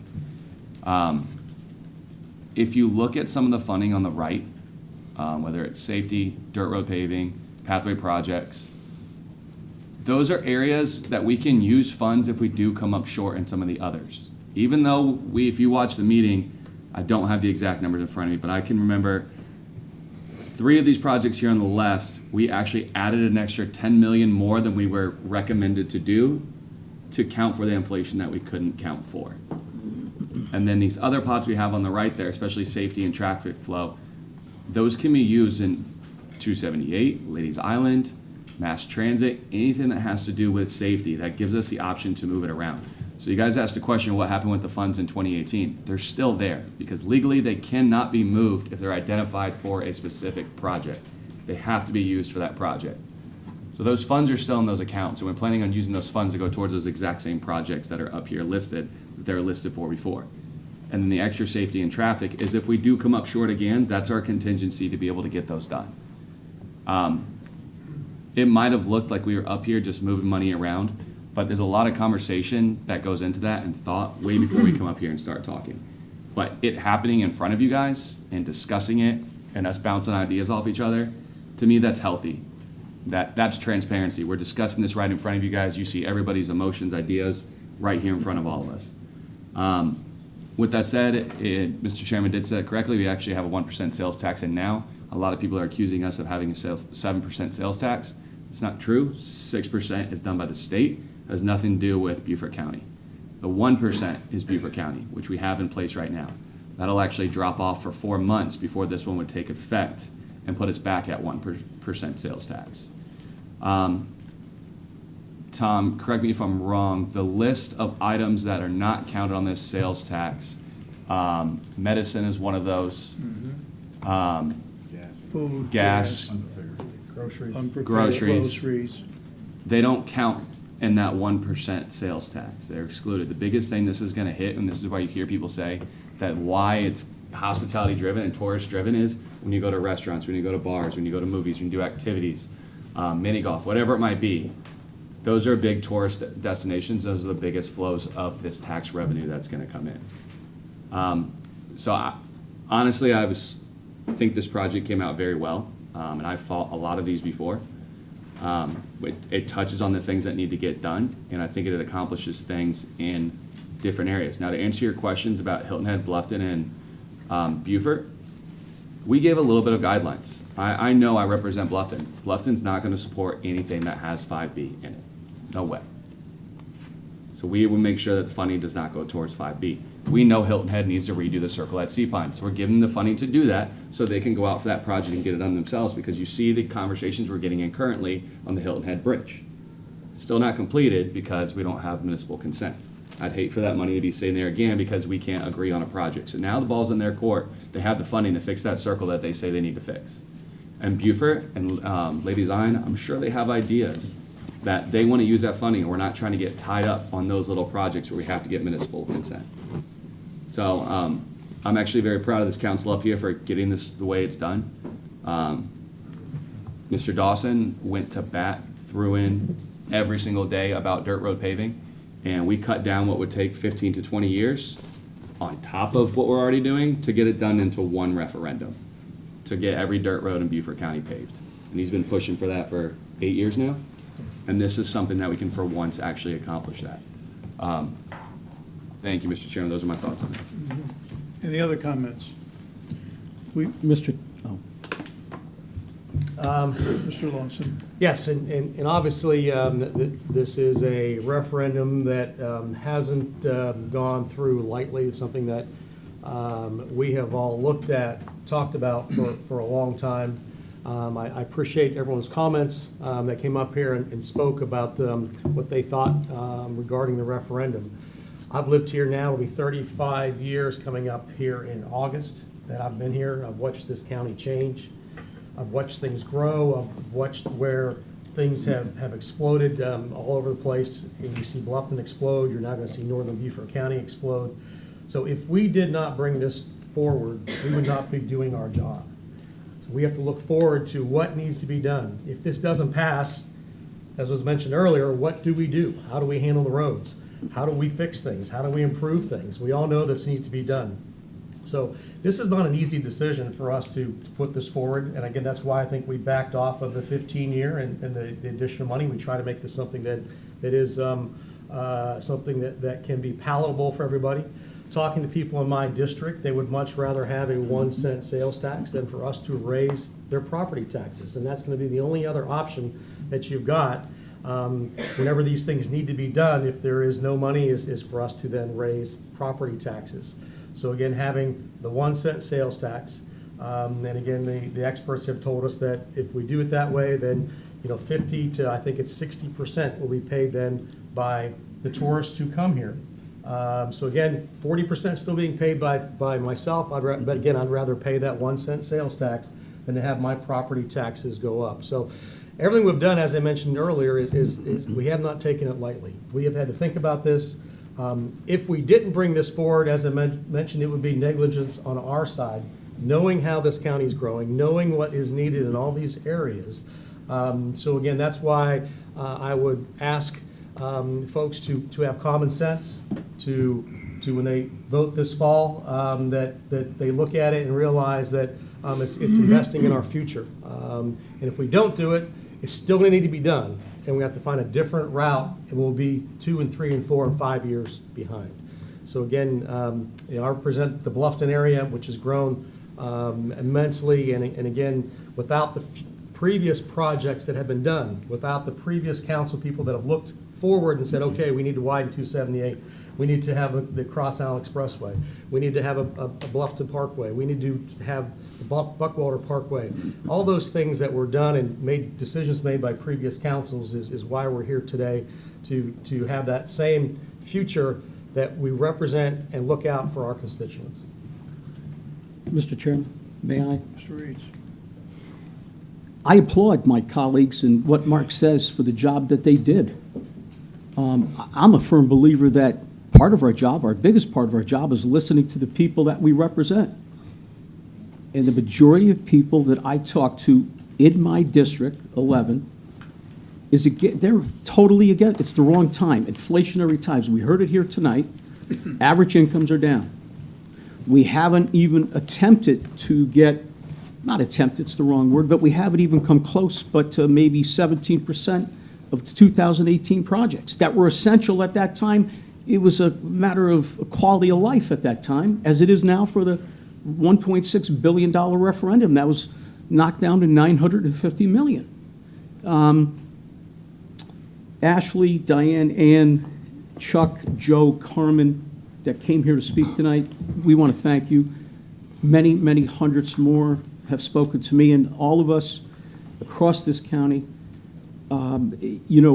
We talk about it's not really a tax.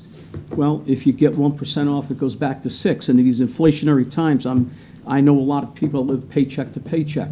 I'm here to represent them. So again, I'd say we drop back, we knock the daylights out of the 2018 projects, get those done, show the people that we work for. I mean, that's a big part of our job, is to do what the majority of you want. And I want to make this as clear as I can. Sea Pines. I spend a lot of time at Sea Pines talking to those people all the time. They're good people. They have a gripe and they have a right to want that circle taken care of. I don't think having another $1 billion like this and giving them a little bit of money to do it, I don't think that's the right way to go, from what I'm hearing from my people, not only in my district, but all over.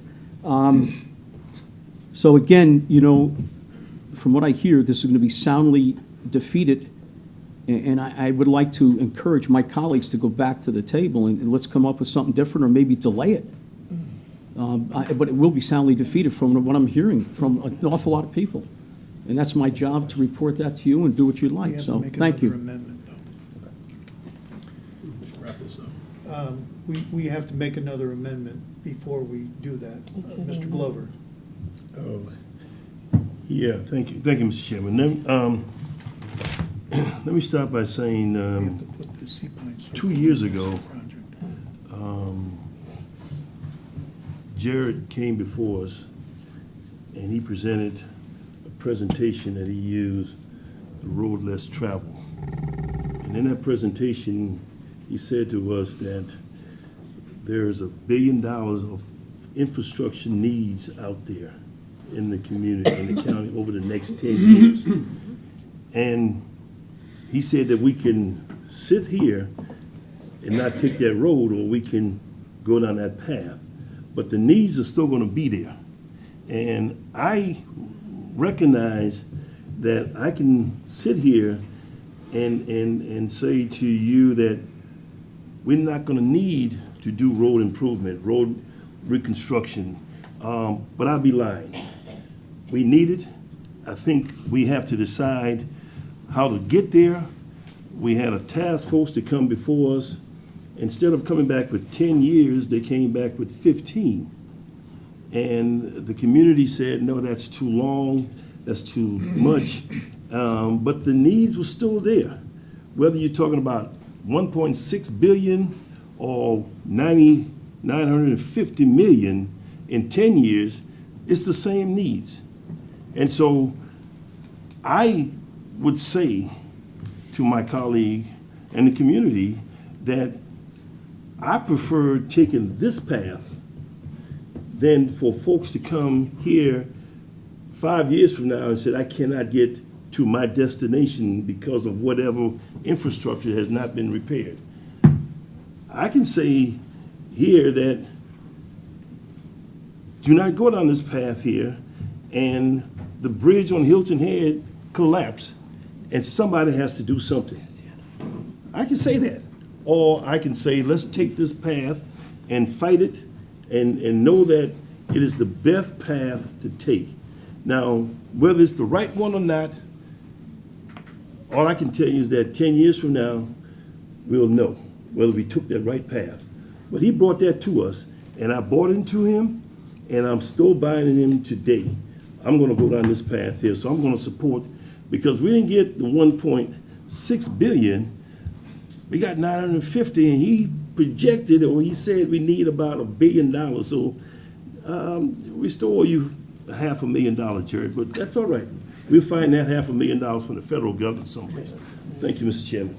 We're going to need a motion and second to amend the Hilton Head project to make sure it includes Sea Pine Circle. I thought we did that. I'll second that. Okay, so we have a motion from Mr. McKellen, Mr. Cunningham, to include the language that specifically says funding for the Sea Pine Circle. Is there any discussion? Mr. Chairman, it does say 30 million intersection improvements to include Sea Pine Circle and other adjacent corridors. Yeah, so this was brought up in the committee meeting, and so and at the last council meeting when we had a read done on second reading, and so we went back on and looked at the sales tax ordinance because we did make the motion then to include Sea Pine Circle in the 30 million for Hilton Head. We didn't update the ordinance because the ordinance already had that specifically called in there, so it doesn't need an amendment tonight for that. Withdraw your motion and your second, okay. All right. Mr. Chairman, may I ask you a question? Yes. For one of our colleagues. I understand the whole emotion behind the conversation and everything like that, but I have a question here. You say put a pause on it, Mr. Reitz, and you say wait, and you say finish the other projects and finish the bridge. Where do we get the money? My question is, where do we get $310 million?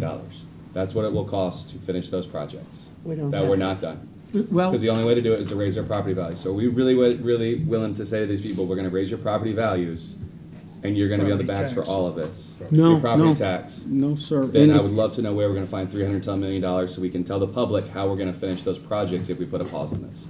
Where are we going to find $180 to $190 million delta with the bridge that the chairman talked about?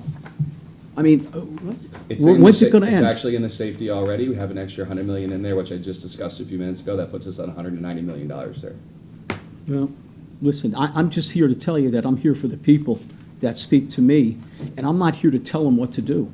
I'm glad that we can shuffle the money around and make it look good. That's all good, I get that.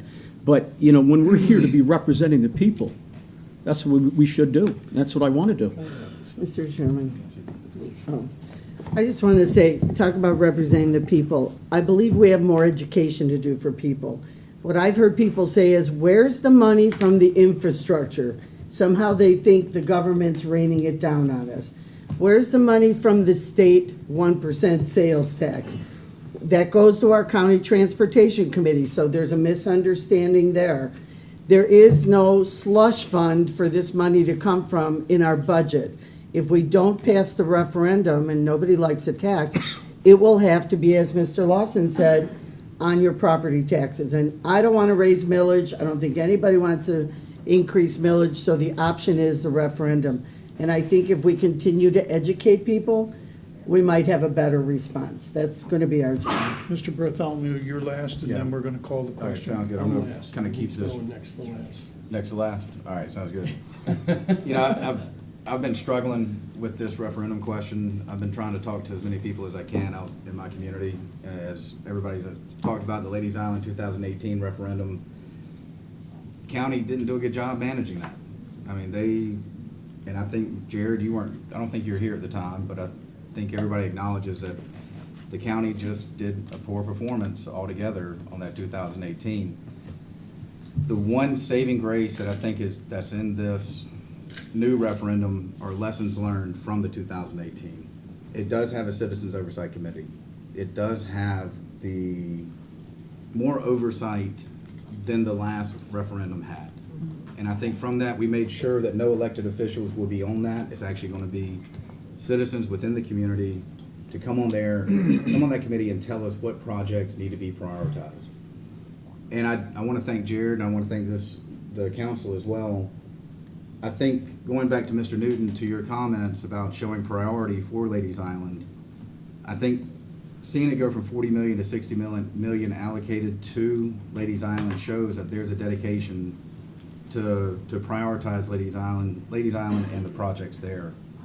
And I hope that we can finish out the 2018 referendum and also work on that master plan and get that finished for the Village Center. Like I said, this is a hard sell, I think, to the public, and it's not without its challenges. But I think that we as a council and as a county have a lot of work to do to show that we are trustworthy, that we can manage these funds properly, and that we're trying to do the right thing. But I think until we can show the people of this county that we're actually trustworthy, I think we got a lot of work to do to November. And I think that involves transparency. Mr. McKellen? I'll be brief. We get the sense of a palpable sense of frustration on the part of everyone who lives here. We have that same sense of frustration as well. In 2018, when the referendum passed, in 2019 and 2020 and 2021, things weren't the way they normally were in America, and certainly weren't the way they normally are here, and things slowed down. We had the money and tried to do the projects, but we couldn't get anyone to do them. When we had the money available to hire people to do it, we found that there were a limited supply of people to do the work, and they had already committed to other things. As time passed, it all became much more expensive to get the people to come in and do it, which is why I think a lot of these projects were delayed. But the money hasn't disappeared, it's still there. Unfortunately, as costs climbed, we had to find a way to get additional funding to finish what we thought we could do in 2019, 20, and 21, and we were unable to finish. So what we'd like to try and do now is use that money that we already have, understand that things have become more expensive, use the money we get from this referendum to add to the money we have, finish those projects, and then start the other projects that should put us in good shape for the years ahead.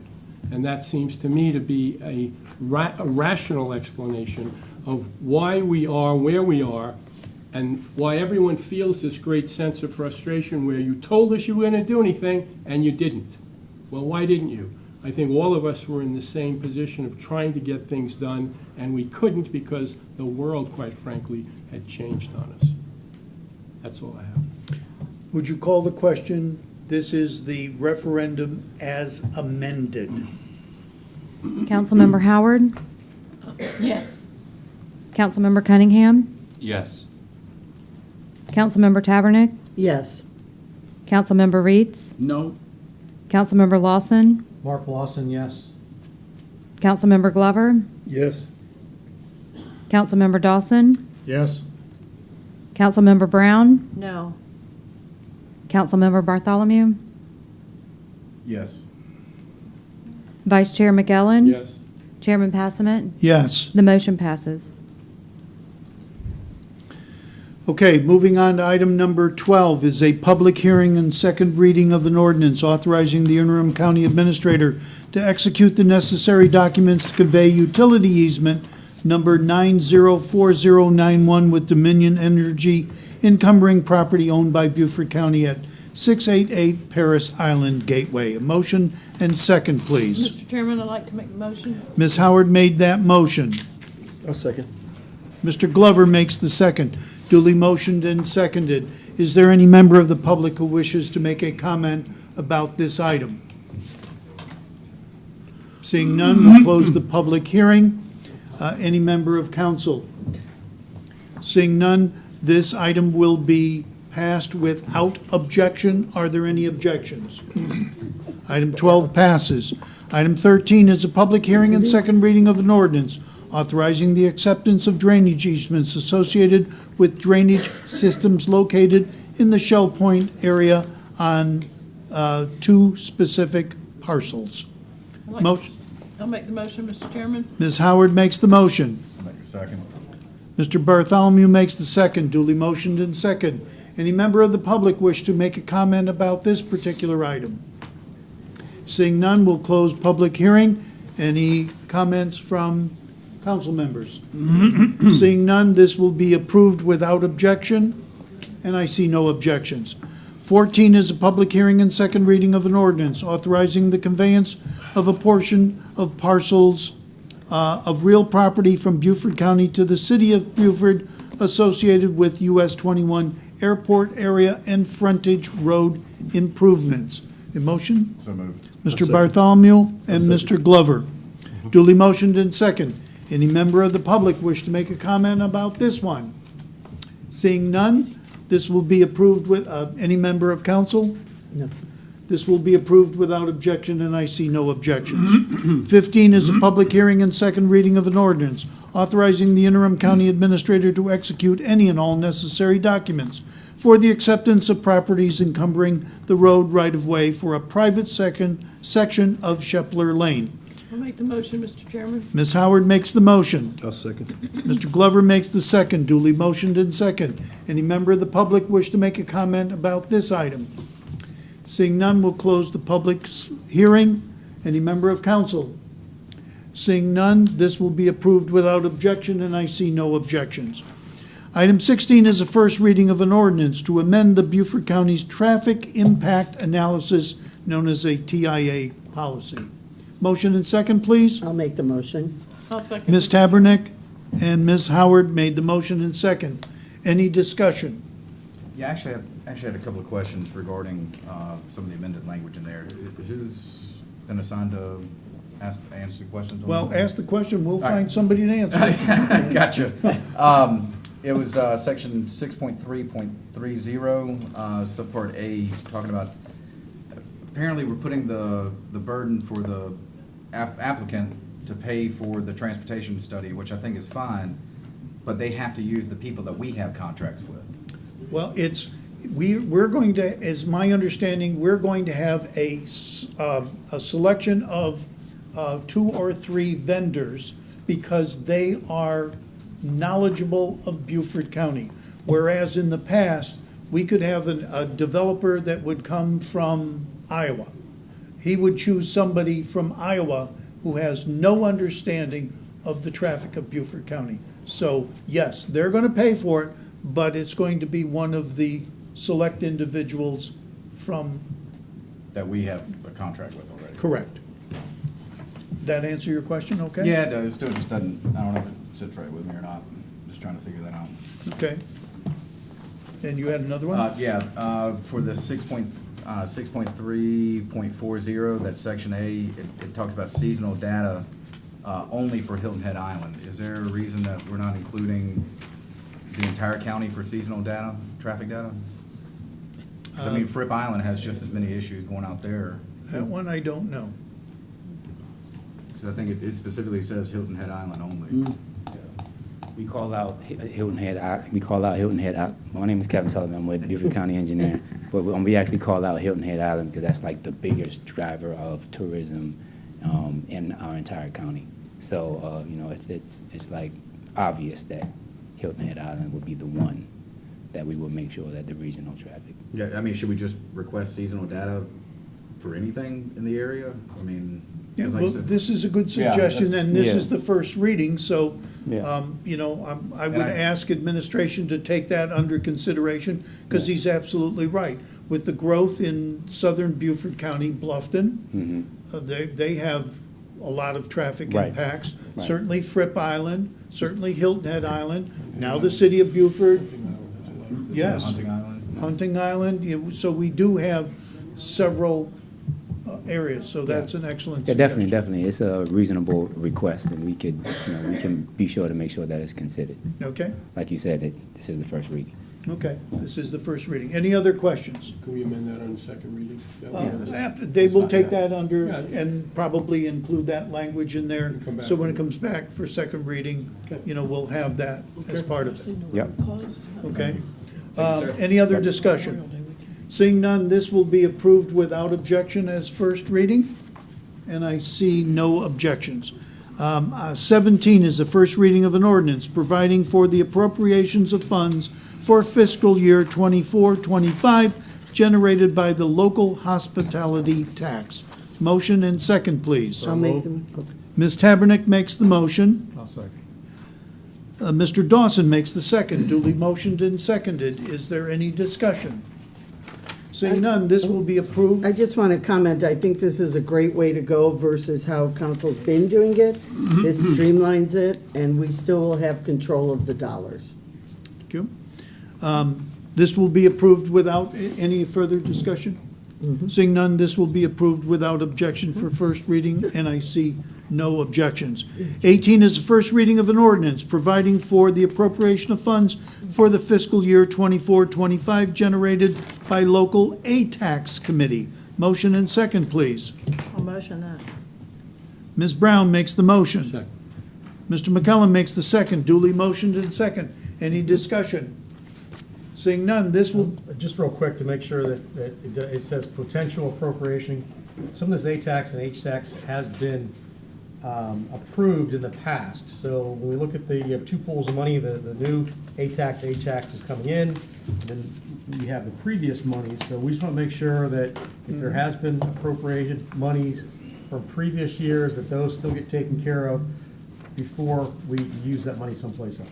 Yeah. So again, that's part of this whole restructuring that we're doing for both 17 and 18, is making sure that we go back and if we have given money for something, that it is taken care of first before it's used someplace else. okay. Any other discussion? This will be approved for first reading without objection, and I see no objections. Item number 19, approval of a resolution authorizing the interim county administrator to execute a volunteer service agreement with the Friends of Whitehall Park to allow them to provide volunteer services to be performed at Whitehall Park for the benefit of the county. A motion and second, please. So moved. Mr. Glover and Mr. Bartholomew. Any discussion? Yeah, I just wonder if we can answer Joe Mack's question that he Well, had for us. what he was talking about is the reason there is insurance there, because you have volunteers who are working on county property. And they're a 501c3 entity, right? Yes. So because of the Yeah. entity status, Yes. they need to have insurance to operate. I just want to make sure it was answered. Yeah. Yeah. Yeah. Thank you. Did I answer correctly? Yes, sir. Okay, thank you. Yeah. Any other discussion? Seeing none, this will, You say county only, but it's county and city. Yeah. Okay, got you. this will be approved without objection, and I see no objections. 20 is approval of resolution adopting the 2024 County Compensation and Classification Study Final Report. I'll make the motion. Ms. Tabernick. I'll second it. Mr. Bartholomew was first on the second. Duly motioned and seconded. Any discussion? Seeing none, the resolution will be adopted without objection, and I see no objections. Item 21 is approval of a resolution establishing the Beaufort County Internship Program and adopting policies and procedures for the program. So moved, Mr. Chairman. Mr. Glover made the motion. Second. Mr. Bartholomew made the second. Duly motioned and seconded. Is there any discussion? I think it's a good program. I think it will be a good program, let me put it that way first. And I think it's one way of allowing our citizens a chance to get into county government, to see how we really work, and hopefully be a part of our organization. So I think it's a great program. Thank you. Any other comments? I think it's a great program, and I also like that it's a paid program. Yes. I have done my fair share of unpaid internships, so I appreciate that we're actually offering that. Any other comments? I have to second, a great program. Yeah. Glad to see it. Where did this Great job, originate? Captain. This originated as a result of discussions within the county. And Hilton Head Island has a very robust relationship the chamber does with all of the businesses who are constantly looking for individuals who desire to have internships and jobs. And the school district is on their website, and this is a great opportunity for the county as well. I just And wanted they're to looking forward Yeah. to us being a part of that. I just wanted to congratulate the people who worked on this and put this together. This is a very impressive package in the backup. Yeah. And an excellent program. I'm glad we're getting it started, and I just wanted to say thank you and congratulations to everyone who worked on this to make this happen. Yep. Okay, any other discussion? This will be approved without objection, and I see no objections. We are now at our second citizen comments, and we have two. Mr. Yarborough, you wish to address us first.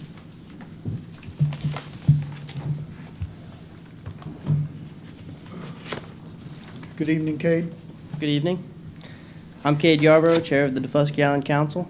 First, I'd like to thank you guys for approving the Hig Point contract of the DeFusky EMS boat service. I think that was a really great decision. They've done a really good job over the past few, 2 decades, 3 decades that they've been doing it.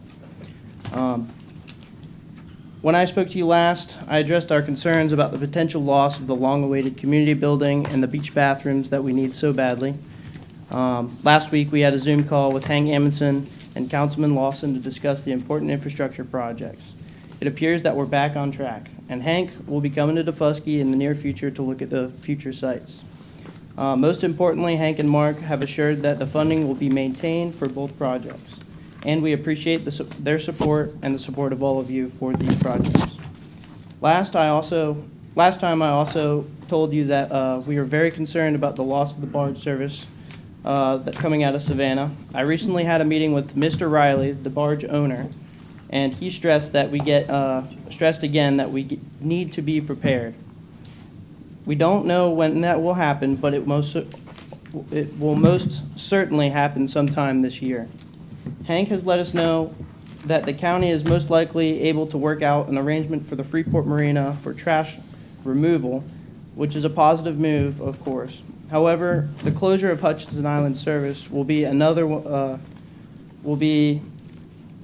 without another to take its place, will deal a devastating blow to the DeFusky Island building projects as well as the overall economy. The DeFusky Island Council wants you to be aware of this impending crisis, and also we would like to continue discussions about possible solutions. Third, I've told you that we've had a Zoom call with Neil Turner when we covered about a dozen issues and shared by the community riders. I've emailed that summer to you all. There are at least 2 or 3 matters that Mr. Turner agreed to fix, including change of cargo policy and the Manatee's non-functioning air conditioning system. For most others, he said he'd get back to us. We hope that we will move forward with the changes that he's committed to us, as well as seriously consider revising his company's policies on other concerns that we raised.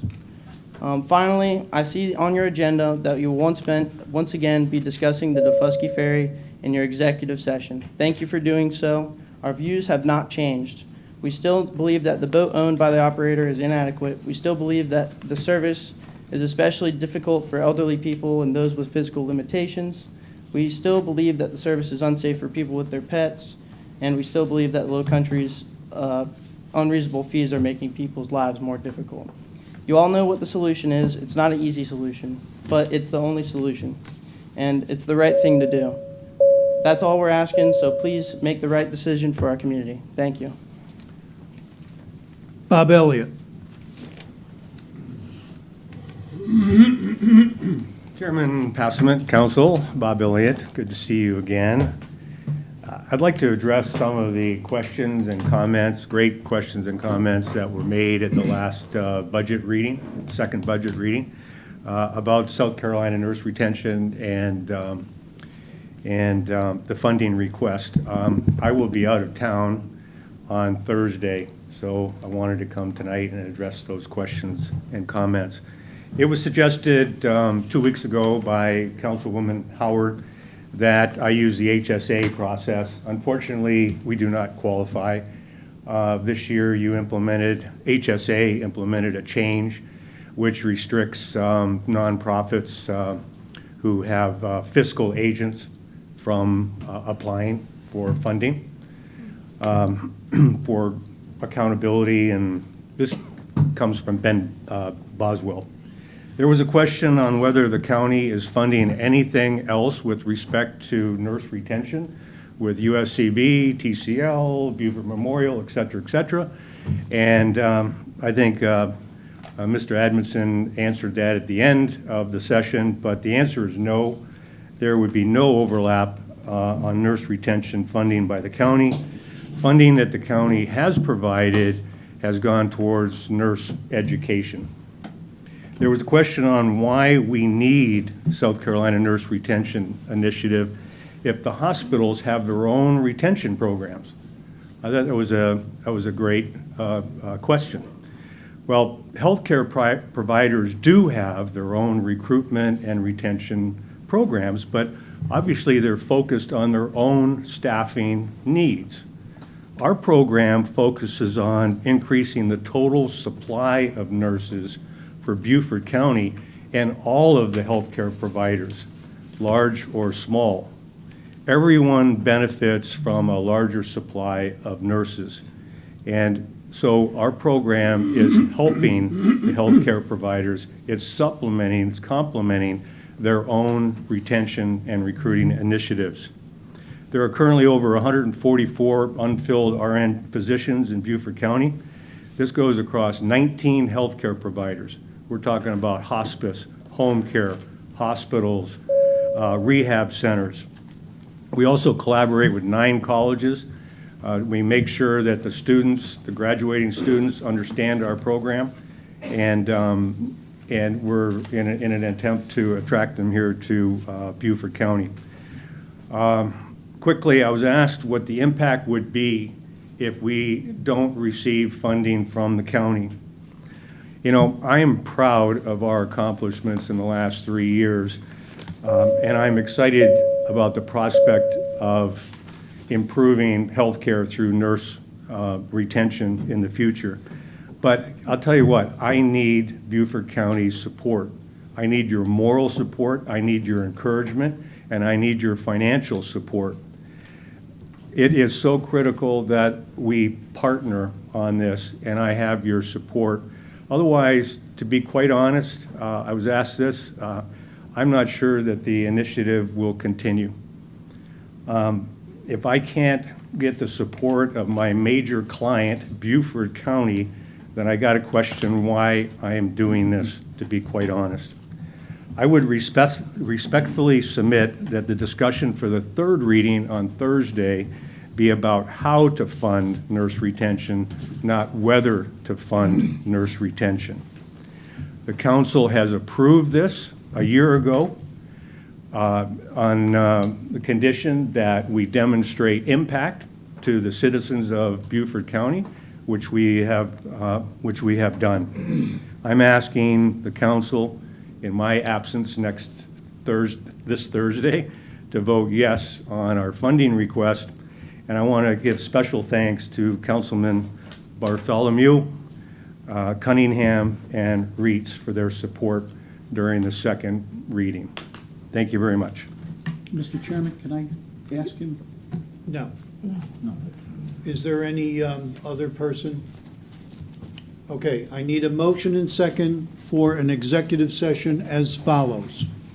Pursuant to South Carolina Code 30-470A2, receipt of legal advice where legal advice relates to matters covered by the attorney-client privilege, Defusky Island Ferry Service.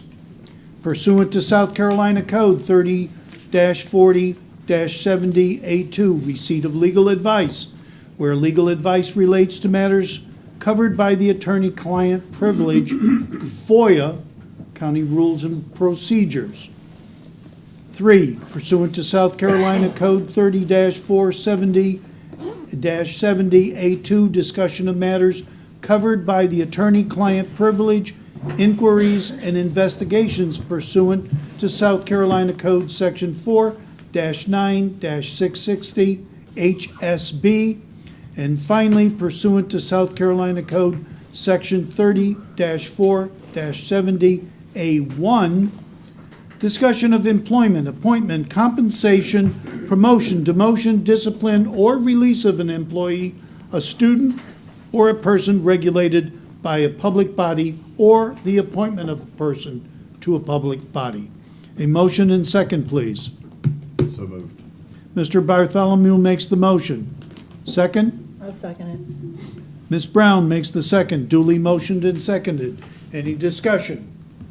Seeing none, we are now in executive session. There may or may not be matters rising out of executive session, and I suspect we'll be there till probably 7:45.